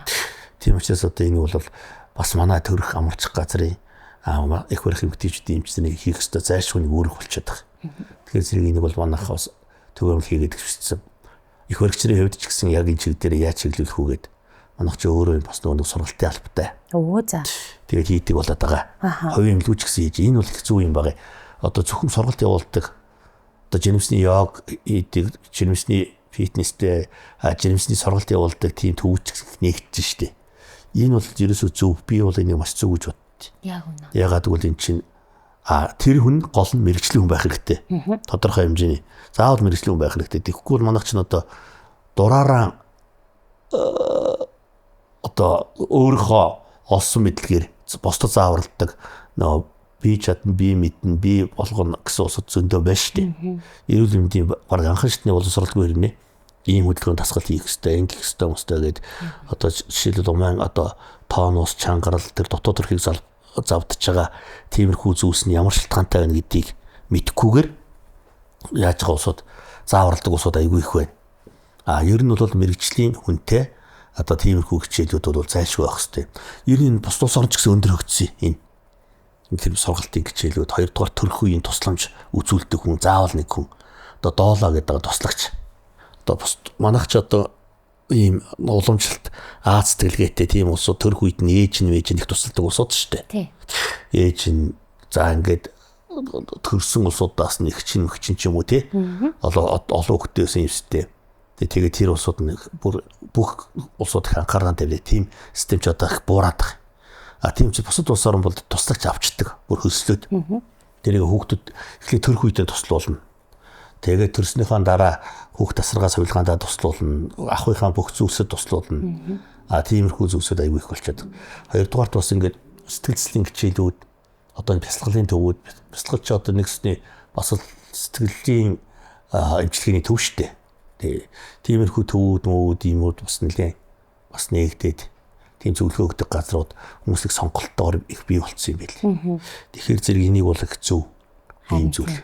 Надад бол тэр сая сургалтын дээр чинь бас нэг сэтгэл зүйн асуудлууд ялангуяа төрсэн ээжүүдийн тэр төрсний дараах хямрал гэдэг нэг аюултай юм байгаа даа шүү дээ. Тэрнээс болоод эмэгтэйчүүдийн дааврын өөрчлөл бүх юмнаас болоод эмэгтэйчүүд ааш занаа нь өөрчлөгдөн хувирна маш гомдомтгой болно тий. Тэрийг дааж чадахгүй эрэгтэй хүмүүс энэ нэг амар л одоо юу гэдэг ааштай хүнтэй би суучлаа гэд тий тэр үеийг давж чадахгүйгээр маш олон саллтууд гэр бүлийн саллтууд яг тэрхэн зуурын үеийг л давахгүйгээс болж болоод байна гэж бас хараад байгаа хгүй нийгмийн юмд бол тий тэгэхээр яг тэр үеийн эхнэр нөхөр хоёр яг тэр сургалтанд хамтдаа суугаад за эмэгтэй хүн физиологийнхаа асуудлаар ингэдэж шүү төрсний дараа ийм хямрал, ийм биед нь ийм өөрчлөлтүүд байдаг шүү гэдэг имийг айгүй сайн зааж өгөх нь чухал байхгүй тий. Тэгэхгүй бол баг эмэгтэй хүн нь өөрөө мэдгүй байхад яаж тэнд байгаа эр нөхөр мэдх юм бэ тий. Мэдэж ойлгох хувьтай тий. Яг тэрэн дээр бол үнэхээр сэтгэл зүйн асуудлууд маш хэрэгтэй юм гэж бүр хараад байгаа байхгүй тий. Төрсний дараа сэтгэл готролч чинь сэтгэл зүйтэй холбоотой даавартай холбоотой гэдэг юм бас. Харин тийм даавар. Эмэгтэй хүний дааврын өөрчлөлттэй холбоотой. Тэгэхээр зэрэг тэрийг ойлгуулдаг, мэдрүүлдэг одоо яг ийм үед хамгийн дотн улсууд чинь хамгийн гол зөвлөгч, хамгийн гол хань түшигч нь байх ёстой шүү гэ. Нөхөртөн ч гэсэн ийм зан чанарын сэтгэл зүйн ийм өөрчлөлтүүд гарна шүү гэдгийг ойлгуулсан байх нь хамгийн чухал юм баг. Та энэ зүйлийг маш сайн ярьж, маш зөв сэтгэв хөндөж байна. Дээрээс нь бас эрэгтэй хүнийгээ бас бид нар ойлгох хэрэгтэй юм билээ. Яагаад гэвэл нөгөө төрчөнгүүтэй эмэгтэй хүн чинь за би л төрцөн, би л энэ хүүхдийг гаргацсан гэдэг амар том ажил хийсэн хүн гээл те. Гэтэл нөгөө эрэгтэй хүн чинь би гинтхэн эцэг хүн болчлоо, аав хүн болчлоо гэд те. Өөрийгөө бүр амар юмд пүүршилдэг те. Би одоо энэ ажлыг хийгээд ингэх ёстой гэд нөгөө хүн чинь бас нөгөө талдаа сэтгэл зүйн хямралд орсон явж идэм билээ. Тэгэнгүүт нөгөө эмэгтэй нь чи намааг ингэсэнгүү те. Чи ста нэрээ шал өөр аашсантай болчлоо. Би одоо ингээл сэгсэгээл муухай явж байхад гээл те. Тэгэнгүүт нөгөө эрэгтэй хүнд ч гэсэндээ бас нэг тийм өөрчлөлтүүд бас явж идэг юм шиг байна. Тэгэхээр айл нь эмэгтэй эрэгтэй хүмүүс яг тэр сэтгэл зүйн асуудал дээр маш сайн өмнө баг ингээд жирэмсэн байхдаа ярилцаж ойлголцоод за би ингэх юм бол миний тэрийг төвчээрэй ч юм уу те. Үнэхээр ингэдэм байх шүү. Ном сэтгүүлээс уншин уу, өөрөөсөө мэдээлэлээ хайна уу те. Тэр өстө хөтөлцөж яваа тэр сургалтандаа очиж суух нь үнэхээр чухал байгаа байхгүй тий. Тэгээ тэр хоёр хүн чинь яах гэж ингэж хүүхдтэй болсон тий. Бүр гэр бүлээ зохиогоод хүүхдтэй болоод хоёлаа ингээд удаан жил амьдраа гээл ингээл хүүхдтэй болж байгаа тий. Гэтэл тэрхэн хугацааг хоёлаа давтуулж чадахгүй. Тэрнээсээ болоод цалд үсэл одоо энэ ингээл ганц би ээж нар бол маш их байна шүү дээ. Тэрэн дээр бол үнэхээр би бүр сэтгэл эмзэлдэг. Тэгээл нөгөө нэг төрсөн хүүхдүүд чинь яах юм? Нэг нь эцэггүй, нэг нь ээжгүй ч юм уу те аль нэгээрээ өсөнгөт бүгдээрээ юм бага насны сэтгэл зүйн траума. Ерөөсөө сэтгэл зүйд бага насандаа үүсэж байгаа ч юм уу тэр юмнууд чинь л ингээл одоо дараа нь ингээл том болоод ингээ хүнтэй суух явцад нөгөөх нь үргэлжлээл явж идэг юм байна гэх. Үнэхээр ингээд биенээсээ илүү сэтгэл зүйн асуудалд үнэхээр Монгол хүмүүс санаа тавих цаг болжээ гэж би бүр яг бодоод байгаа байхгүй. Ёстой зөв яг үний юм ярьж. Яг тийм болчиход байгаа. Одоо ингээд юм штэ гэр бүл салтыг хараад байхад эдийн засгийн хямралаасаа илүүтэй сэтгэл зүйн байдлаас их салаад байгаа юм. Гэтэл тэр одоо хаана нэгдгийн те дам дарчаа байна уу тэр хөдөө бүр тас хээр байна уу үнэхээр яг 5 антаа гэртээ тас хөхөрлөдөж инээсэн гэр бүлүүд маш олон байгаа штэ тий. Тэгэл тэд нар чи яаж сэтгэл зүгээд дэмжиж чинь би бинийгээ дэмжээл бид нэр яг энэ өнөөдрийнхөө амьдралд үнэхээр сэтгэл хангалуун гоё юм тий.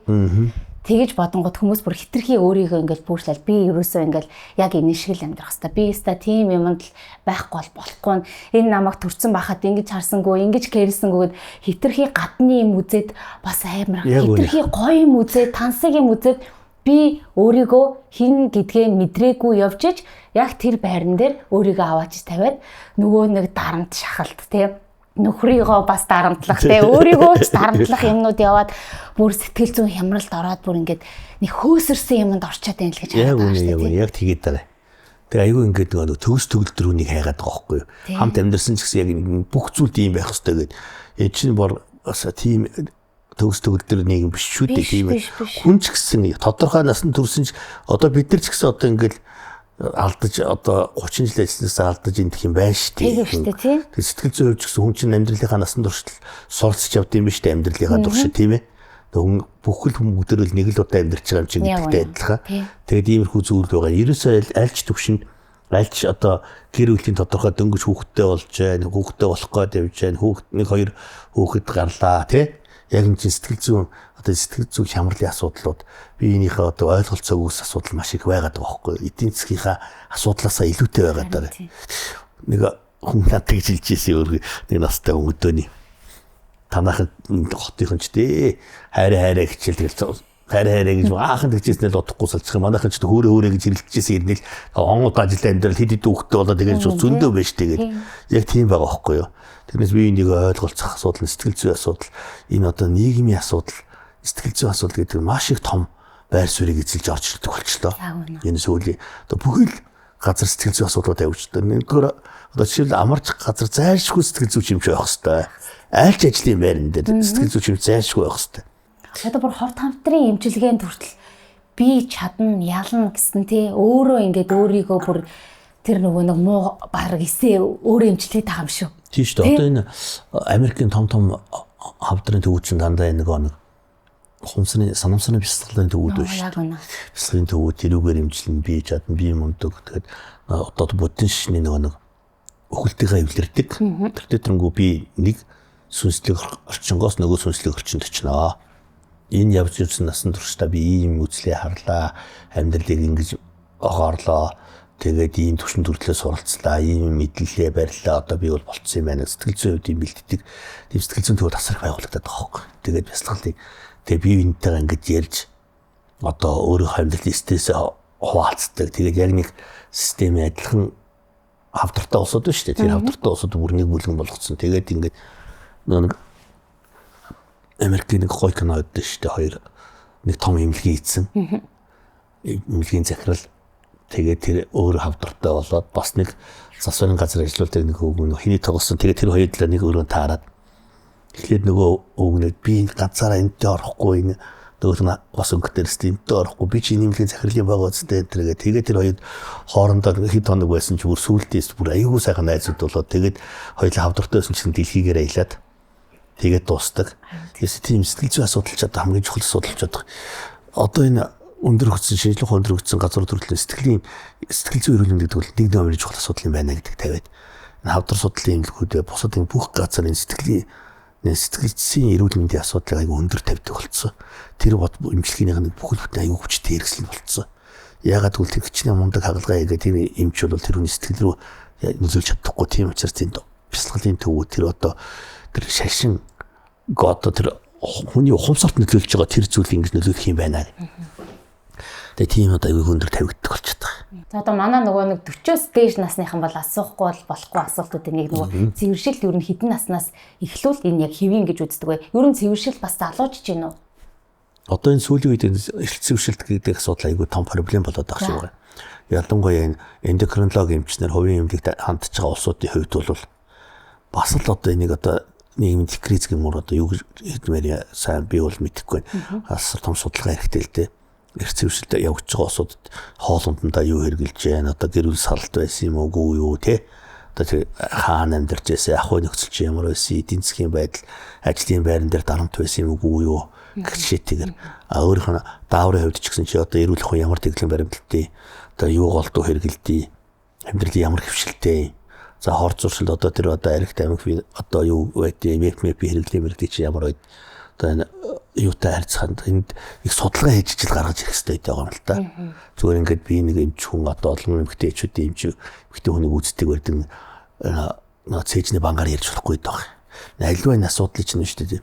Яагаад би нөгөө тий яагаад энэ шинжлэх ухаан чинь цаашаа хөгжиж явхад анагаахын шинжлэх ухаан чинь тэр академик байгууллага, практик байгууллага хоёр чинь хамт байх хэрэгтэй юм бэ?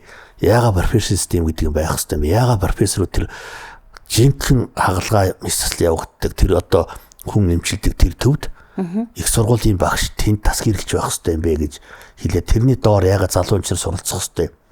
Тэр профессор очиод хамгийн сайн одоо ингээд илгэний хагалгаа хийдэг газрын профессор бол одоо тэр илгэний мэсэлч эмч тэр хүн хамгийн сайн эмч тэр бусад эмчээс чамаагүй ураад баг бүрдүүлэх хэрэгтэй.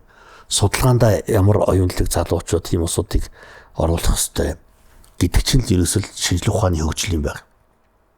Тэгэхээр зэрэг одоо Монгол эмэгтэйчүүдийн цэвэршил ихт явагдаад байна нөхд нөгөө их хөрх эмэгтэйчүүдийн дотоод шүүрлийн хэсгийн эмч энэ дээр судалгаа хийж явах хэрэгтэй. Энэ тэр доор нь олон магистр хамгаалах гэж байгаа улсууд одоо их хөрх эмэгтэйчүүдээр эмчлэхийн тулд бас заавал нэг судалгааны ажил хийдэг.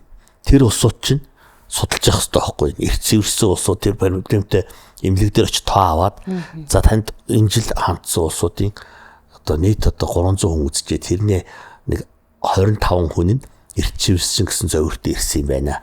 Тэгээд тэр 25 хүнээс нөгөө эмнэлэг тэгээ эмнэлэг тандчих улсуудаас хийчээ шинж гаргаж ирэх хэрэгтэй юм байгаа уг нь. Тэгээд энэ судалгаа шинжилгээ судалгаа тэр юу чи ингэж л явах хэрэгтэй. Зарчим нь бол юм байд. Манайх зөвхөн ам зөөтэй юм хоёрдугаар тийм нэг суур одоо энэ боловсролын систем, эрүүл мэндийн систем гэж юмцэнтэй ингээд нөгөө дампуураад одоо юм хөл толгойг үл яваад шүү дээ бид нар чинь. Тийм учраас ингээд би нөө хэлээд шүү дээ манай шинж ухаан ангаахын хөгжил бол 20 жилээр бусад усаас хасаад яваад байна. Тэгээд энэ яг үзүүлж байгаа тусламж усамж юмны хувьд бол энэ Африкийн форорнуудаас бол хэлүүлээ байгаа л да. Эмчийн тоомоо, эмнэлэг хангамж энэ байдлаараа болвол тэгтээ шинжлэх ухаанч бид нар нэг зэрэгч явдаг юм хөхөд нэг гоцорчмааргүй шүү дээ. Тэ? Тэгээд энэ гоцоргол чинь энэ ерөөсөө л энэ шинжлэх ухааны хөгжил, энэ суур судалгаа яаж хийж ийн гэдэгтэй холбоотой юм байна. Тэгээд эрх зүйчлийн тухай ярихад бас л судалгаа хэрэгтэй л дээ, судалгаа хэрэгтэй. Тэгтээ бол энэ эрх зүйчлэлд бол нэлээд түгээмэл байна гэж үзээд байгаа. Ер нь бол биднэрт хичээл зааж байгаа бидний үед бол ер нь хүний цэвэршилтийн дунд 45 наслыг заадаг гэсэн. За 50 хүрчээ цэвэршиж байгаас жоохон хажуу цэвэршиж байна. 45-аас өмнө 40 мөч хүрч байгааг бол эрх цэвэршилт байна гэж үздэг байсан. Одоо бол эмэгтэйчүүдийн дунд нас уртссан.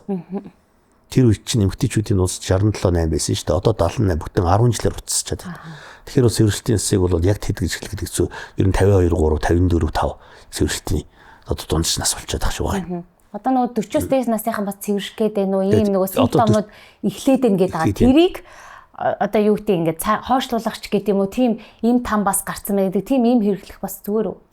Хэрэглэхгүй яг хөө тийм улсууч бусад улс орн чинь ерөөсөө тийм улсуучин дээр дотоод шүүрлийнхээ эмчт хандаад миний дааврын төвшин ямар байна? Энд оролцоод төвшин даавруудын харьцаа ямар байна? Хоёрдугаарт би юу яхаар байна уу? Энэ цэвэршил ийм шинж тэмдгүүд өгөөд байна. Тэгээд нөгөө нэг одоо дааврын бэлтгэлүүдээ хэрэглээд эхэлдэг байхгүй юу? Тэгээд одоо энэ дааврын бэлтгэлүүд дааврын өвчмөл бусад улс орнд аяг өндөр хөгжсөн. Одоо нөгөө гаргалалт, нойргүй болох, стрессдэх, за тэгээд одоо нөгөө гашгарах, машгарах нэг амар давчдах бүх юм нь халуун ойргох энэ төргээд тийм юу сэтгэл зүйн хямрал бас хүний эмэгтэй хүний амьдралын нэг тодорхой үед гарч ирж байгаа нэг хэсэг бол бас эмзэг үеийн гэдэг цэвэршилтийн үеийг.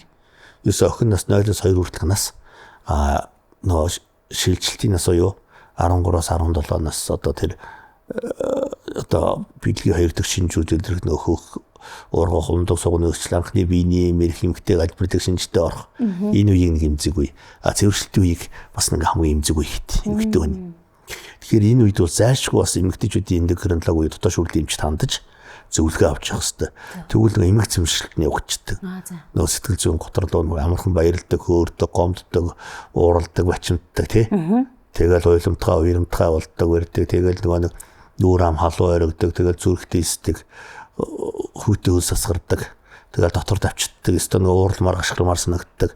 Тэгээ ажлын байран дээр ч гэсэн ер нь ямар ч юмнаас одоо нэг сайхан таашаал авах болчдөг. Тэгэл нөгөө дарга захирал хүртэл илүү харьцаад байгаа юм шиг надад барайл энэ сэтгэл зүйн өөрчлөлт, сэтгэл санааны өөрчлөлтүүд. Тэр одоо халуун орих морих одоо зүрх диск мэлс хөлөрт ноноод бие организмд гарч байгаа өөрчлөлтүүд энэ зүйлсүүд имгээр яваад ирэх юм бол зайлшгүй зөвлөгөө авч явж хасдаг. Мэдээж имчилгээтэй. Өгцөл имчилгээ байна шүү дээ.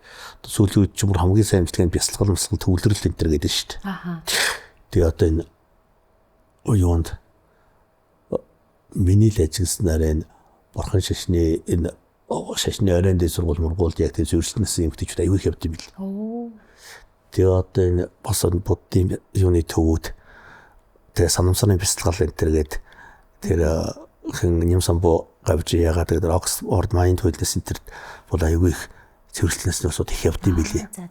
Тэр усууд мэдээж өөртөө тодорхой шинж тэмдэг дэрсэнтэй ч байгаа амьдрал ахудаа яаж бас ингээд тодорхой хэмжээгээр буддизм гэдэг тал руу ч явж байгаа хэл та. Тэгэхдээ би бол тэгж ажилласан магадгүй тэр тал бас байдсан болов мэдээж гэж ойлгосон. Ер нь бол бясалгалыг бас сайн амжилт хийгээд байгаа. Сэтгэл санааны өөрчлөлттэй холбоотой явагдаж учраас. Зөвшөлттэй бас нөгөө нэг бэлгийн харилцаа гэдэг юм уу тэрний тоо моо бас хамааралтай байдгүй. Ер нь бас нөлөөлөлтөй бэлгийн идэвхтэй амьдрал. Нөлөөлнө шүү дээ. Одоо ингээл нөгөө нэг ихэнх эрэгтэйчүүд одоо нөгөө оюутлогоо ч юм уу те уурхаад ажиллаад 14 гэх ингэж явдаг болсон шүү дээ те. Тэгэнгүүт ингээд холдоод ингэх ч юм уу эсвэл 2-3 сараар юм одоо бас нэг юм байсан байхгүй. Асуулт нь юу гэсэн чинь би одоо 2-3 жил хүнтэй бэлгийн хавталд ороогүй. Энэ одоо би хэвэн үү? Тэгэхээр үнэхээр яг тэр бэлгийн одоо хавталд ороод байнгын хавталтай байх нь эрүүл байх үндэс болох уу? Эсвэл ер нь л зүгээр одоо юу гэдэг хоол зайтай байх нь зүгээр гэж үзэх үү? Хоёр нь ингэдэж штэ яг номонд өгснээр бол судалгаагаар ер нь хүн яг ингээд нөхөржгөнс эд үедээ хэвийн бэлгээр хэрэгцээд аюул сэтгэл санааны байдал хүний ажлын итвэх тэгээд эн чинь бас нэг хүний физиологи штэ. Одоо эн чинь эдэж ууж унтахтай адилхан л бас нэг хэрэгцээ штэ хүний сэтгэл санаа нөхөржгөн процессд оролцож байгаа. Дээр нь болохоор тэр чинь бас л нэг хүн болгол жаргахыг хүсдэг, хүн болгол сайхан тааваараа байхыг хүсдэг, хүн болгол тодорхой хэмжээр хүслээ гүйцэхийг бодож явдаг шүү дээ. Хүмүүс хөөрө хоол иддэг, ядархаараа унтдаг, тий. Идэвхтэй хөдөлмөр бодох үед фитнес хичээлдэгтэй адилхан хүн бас л ингээд тэр бэлгийн дур хүслээ хангах чинь хүний физиологи. Тийм учраас тэр тодорхой хугацаанд тодорхой давтамжтай орчил байх тэр бас л эрүүл байхыг, урт наслахыг сэтгэл санаа тайван байхыг одоо амьдралдаа ирч хүчтэй байхын нэг асуудал байхгүй. Физиологийн тодорхой одоо хийх үйлдэлийг тодорхой үед нь хийж ижил хүн идэвхтэй амьдралтай байна шүү дээ. Одоо та нар хөдөлгөөн аягүй сайн эрүүл мэнд гэдэг шүү дээ. Хүн мэдээж булчин гүйтэй хатангарчтай булчингийн мас буурдаг энэ тэр үедээ аягүй идэвхтэй хөдөлгөөнтэй байсан байнга ууланд алхдаг ч юм уу алхдаг барьдаг фитнесээр хичээлдэг усуд урт наслаад байгаа ч гэдэг. Эн чинь бас л яг тэмтэл адилхан одоо бэлгийн идэвхтэй амьдралтай байгаа хүн ажлын ирч хүч энэ бүх зүйл нь бас идэвхтэй байна л гэсэн үг. Тэр мэдээж бэлгийн харьцаанд ордоггүй байгаа хүнээс тэгээд гэр бүлтэй бас ингээд хамтаа амьдралаа шийдэж байгаа өрөө хүүхдийн төлөө санаа тавих хамтаа амьдралаа босгож байгаа гэр бүлтэй одоо доктортой гэр бүлтэй улсууд урт наслалт урт байна гэдэг судалгаагаар гараад ирсэн зүйл. Гэр бүл олон жил амьдарсан улсууд 30 40 50 жил амьдрал хоорондын зан ааш нь бүр адилхан болж байна гэж манай судалгаагаар гараад ирсэн. Дандаа л тийм зүйлсүүд авахгүй чинь. Хүний биологи, физиологийн үйл ажиллагааг нийгмийн амьдралтай холбоотой хийсэн судалгаанууд. Тэгэхээр чи бэлгийн идэвхтэй амьдралаа удаа хадгалж явж байгаа хүн чинь бас эрүүл хүн, эрүүл амьдралын чанартай хүн байна, урт наслах учиртай хүн байна, амьдралын идэвхтэй хүн байна, ажлын чадамж өндөртэй хүн байна л гэсэн үзэлтэй байхгүй.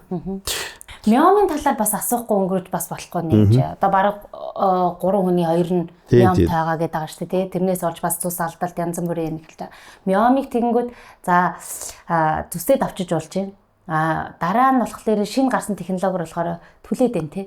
Түлж байна. Сүүлийн үеийн одоо бид нар айлтгүйгээр миомоо одоо арилгуулчих ямар технологи шинээр гарсан байна. Миом бол одоо өмнө булчингийн хоргүй хавдар юм байгаа. Нийлээ төгөөмөлтэй та яг зөв хэлж байна. 45-аас дээш тусанд баг 3 эмэгтэй тутмын нэг миомтай байгаа. За одоо дааврын хамааралтай хавдар гэж үздэг. Ихэнх үед бол одоо эстроген гормонын фракцийн алдагдaltaй холбоотой гэж үздэг байсан. Одоо сүүлийн үед бол прогестерон гормоны өөрчлөлттэй холбоотой гэж одоо урьдчилгаан тодорхой байна. Бага тийм юм байгаа. За салструугаан төрж урах гэх юм бол айгүй их цус алдуулаад байдаг тийм хавдрыг зайлшгүй авахгүй шаардлагатай. За Уман булчингийн гүнд байгаа хамгийн чимээгүй хавдар ямар нэгэн үүдэлт эмгэг зөвөр өгдөггүй. Гадагшаа салструугаан төрж ургасан ялангуяа давсаг руу төрж ургаа том хэмжээний миомод бол тодорхой хэмжээгээр бас шээх варцэсээр юмд нөлөөлөд идэг. Хоошоо тулж ургахаараа тэр шулуун гисийг дараад бас нэг өтгөн гарах гэж байгаа юм шиг тиймэрхүү зөвөр мөрөдөх тиймэрхүү асуудлууд байдаг. Хит том хэмжээний миом бол бас хожуугийн идэвхтэнд дарах тийм жишээ бол байд ер нь тиймэрхүү зөвөрүүд бол байна. Тэрнээс бол хүнд бол их ноцтой эмгэг зүйл нөлөөлдөггүй тийм хавдар янз бүрийн хэмжээтэй байдаг хүн. Зарим улсууд жижигхэн олон хэмжээтэй байна. Зарим улсууд нэг том ном байх жишээтэй. Тийм байгаа. Одоо сүүлийн үед ер нь бол мэслийн имчилгээний технологитой байсан. Дурангийн хагалгаагаар бол альж хэлбэрт байгаа миомыг авч байна. Доороос дурандаа салстын миомодыг бол одоо өтрээгээр дурандаад гистероскоп гэдэг умаг дуранддаг багчмагчаар авчиж байна. Тэгээд сүүлийн үед хайфо гэдэг нэг бас имчилгээний технологи гараад ирсэн. Тэрний яадаг вэ гэхээр яг тэр миомынхаа тоочкин дээр хит авиагаар нөлөөлөд хэмжээг нь багасгаад ингэдэг бас аргууд байна. Олон имчилгээний аргууд байна. Улам л одоо имчилгээний аргууд төгөлдөрчөд явж байна. За энэ тэгээд дурангаар орж байна, Европ тагалгаагаар орж байна хүмүүс. Европ тагалгаа чинь дурангийн хагалгаа нь одоо хамгийн боловсронгуй болж байгаа хэлбэр л дээ. Хүн ингээд дэлхийг царж агаад компьютерийн хөдөлгөөнөөр энд өөрийнх нь оюунууд бол орчин хагалгаа хийх бүх зүйлс нь хэвдэдэд бэхэлчээд одоо тэрийг өндөр хүртний интернетээр хийчих Европ тагалгаач. Бүр сүүлийн үед хот дамжиж хийж шít Бээжин, Шанхай бүр ингээд одоо өвөр Монгол гэдэг чинь 8 аймаг дундаа Ашаа аймаг, одоо Улаанцав аймаг, Жирэм аймаг энэ төр гэдэг чинь хотоос удирдах хийчихвэлчихэд байгаа байхгүй. Тэгээд энэ хагалгааны технологи бол маш нэрийн маш хурдтай, маш одоо төвшлөлттэй болчихно. Өндөр хурдны интернетээр одоо өндөр хурдны юугаар одоо хагалгаач тийм Европт тийм технологи руу орчлоо шүү дээ. 40-с дээш насныхан бол жилдээ ямар одоо шинжилгээг өгөөсэй гэж бодож байна. Одоо бид нар урд нь олон нөө PCR гэж хийдэг байсан л да тий. Тэгэхээр одоо ямар шинжилгээний яг өрсөлт эмгэг зөвөртөө бол PCR тэр шинжилгээ өгнө. Хоёрдугаар хамгийн гол шинжилгээ омон үзүүний 9 шинжилгээ. Омон үзүүн тэр шинжилгээ пап тест. Тэрийг одоо заавал өгч явах хэрэгтэй. 2 жил нэг удаа. За. Тэгээд өгч явах хэрэгтэй. Дээр нь болохоор мэдээж жилд нэг удаа тайм өтрээ бага арцг эрэхтэн өндүүч умаа явахад бол харуулчих жишээтэй. Зөвөрөх юм бол тэр шинжилгээнд өгнө. Мэдээж түрүүн дааврын зөвөр өгнө, хэцүүшг гэдэг нэг бол дааврынхаа шинжилгээнд өгнө. Хамгийн гол шинжилгээ бол тэр омон үзүүний шинжилгээ пап тестийг бол заавал өгчих хэрэгтэй. За. Охидтой заавал хийлж өгөөрэй гэж захимаар зүйл танд байна уу? Гэхдээ яг одоо охидын эрүүл мэндийн асуудал бол айгүй бас нэлээх хямардаг тийм болсон юм шиг үлээ бас. Биений юмны өөрчлөлт өгдөг барьдаг одоо энэ эндометриоз дааврын хамаарлтын эмгүүд бас нэлээд түгээмжлэлцсэн. Ер нь охидч бас ахуйн замаар өрөвсөл аваад байх тэр бүлбаваг нийтгэд өтрийн үүдвч гэсэн өрөвсөл багасаа тэгдэг байдаг бас нэлээд түгээмжлүүлчихэж байгаа юм. Энэ ахуйн хэрэглээтэй хими янз бүрийн юм хэрэглэж бид нар угаалгын унтдаг тэгэл тиймэрхүү зүйлсүүд хэрэглэж дөнгөж одоо биений манх эхэлж ирж яхад нь янз бүрийн харшламтгай одоо нөгөө ариун цэврийн хэрэглэж тэгээд энэ охтууд ч бас ингээд сүүлийн үед энэ таргалт маргалтай холбоотой бас дааврын жоохон юмгүүд бас нэлээд байгаад байна. Тэгээд охтуудын эрүүл мэндийг програмснаа гарч ялангуяа тэр өтрийн үүдвч гэсэн өрөвсөл ахуйн замаар авдаг тийм алдууруудаас сэргийлж байгаарай. Тэгээд зөвөр орох юм бол охтуудын эмч заавал хандж байгаарай. Жишээ нэмчээ. Та дэрийг хэлээрэй. Жишээ нь ахуйн замаар гэхээр ямар зам? Яг нэг одоо дотор хуцсыг одоо угаахгүй байх ч юм уу эсвэл иймгийг харшламтгай одоо угаалгын унтахаар угаас хуц сунаар авах ч юм уу. Эсвэл хамт ээж мэж нөхдөд унтж байгаа хавьтлын замаар ч гэсэн халдвар авчих боломжтой гэж байгаа шүү дээ. Бас ингээл эмзэг хэрэгтэй бас даар чөлөөч гэсэн өрөвсөл ингээд тэр одоо халдварыг бол бас авчих магадлалтай тийм байгаа. Тэгэхээр охтуудынхаа эрүүл мэндэд эртнээс анхаарна гэдэг чинь ирээдүйн ээж болох тэгээд төгөөндөөс төрөх үр хөвгтэй анхаарч байна л гэсэн үг л дээ. Одоо миний хараа бол нөгөө нэг энэ гадуур нойлын асуудал айгүй амар юм. Нойлоос авдаг уу? Авалгүй байдаг өөрөөр хэлбэл нойлоос халдвар ингээд юу. Одоо харин сургуулийн нойлуудын чинь сүүлийн үед бас нийгмийн хариуцлагын CU чинь бас манайч 3-0 хийж өгсөн. CU брэнд дэлгүүр хэд айгүй олон сургуулиудын нойлын асуудлыг хийж өгсөн юм билий. Наад ч бас хамгийн чухал асуудал шүү. Нойлоос халдвар авах, тэр өсөх замын халдвар авах асуудал чих түгээмэл байгаа шүү. Эмэгтэй хүн өөрийгөө хайрлна гэдэг та яг эрэгтэй эмчийн хувьар одоо юу гэж тайлбарлаж хэлэх вэ?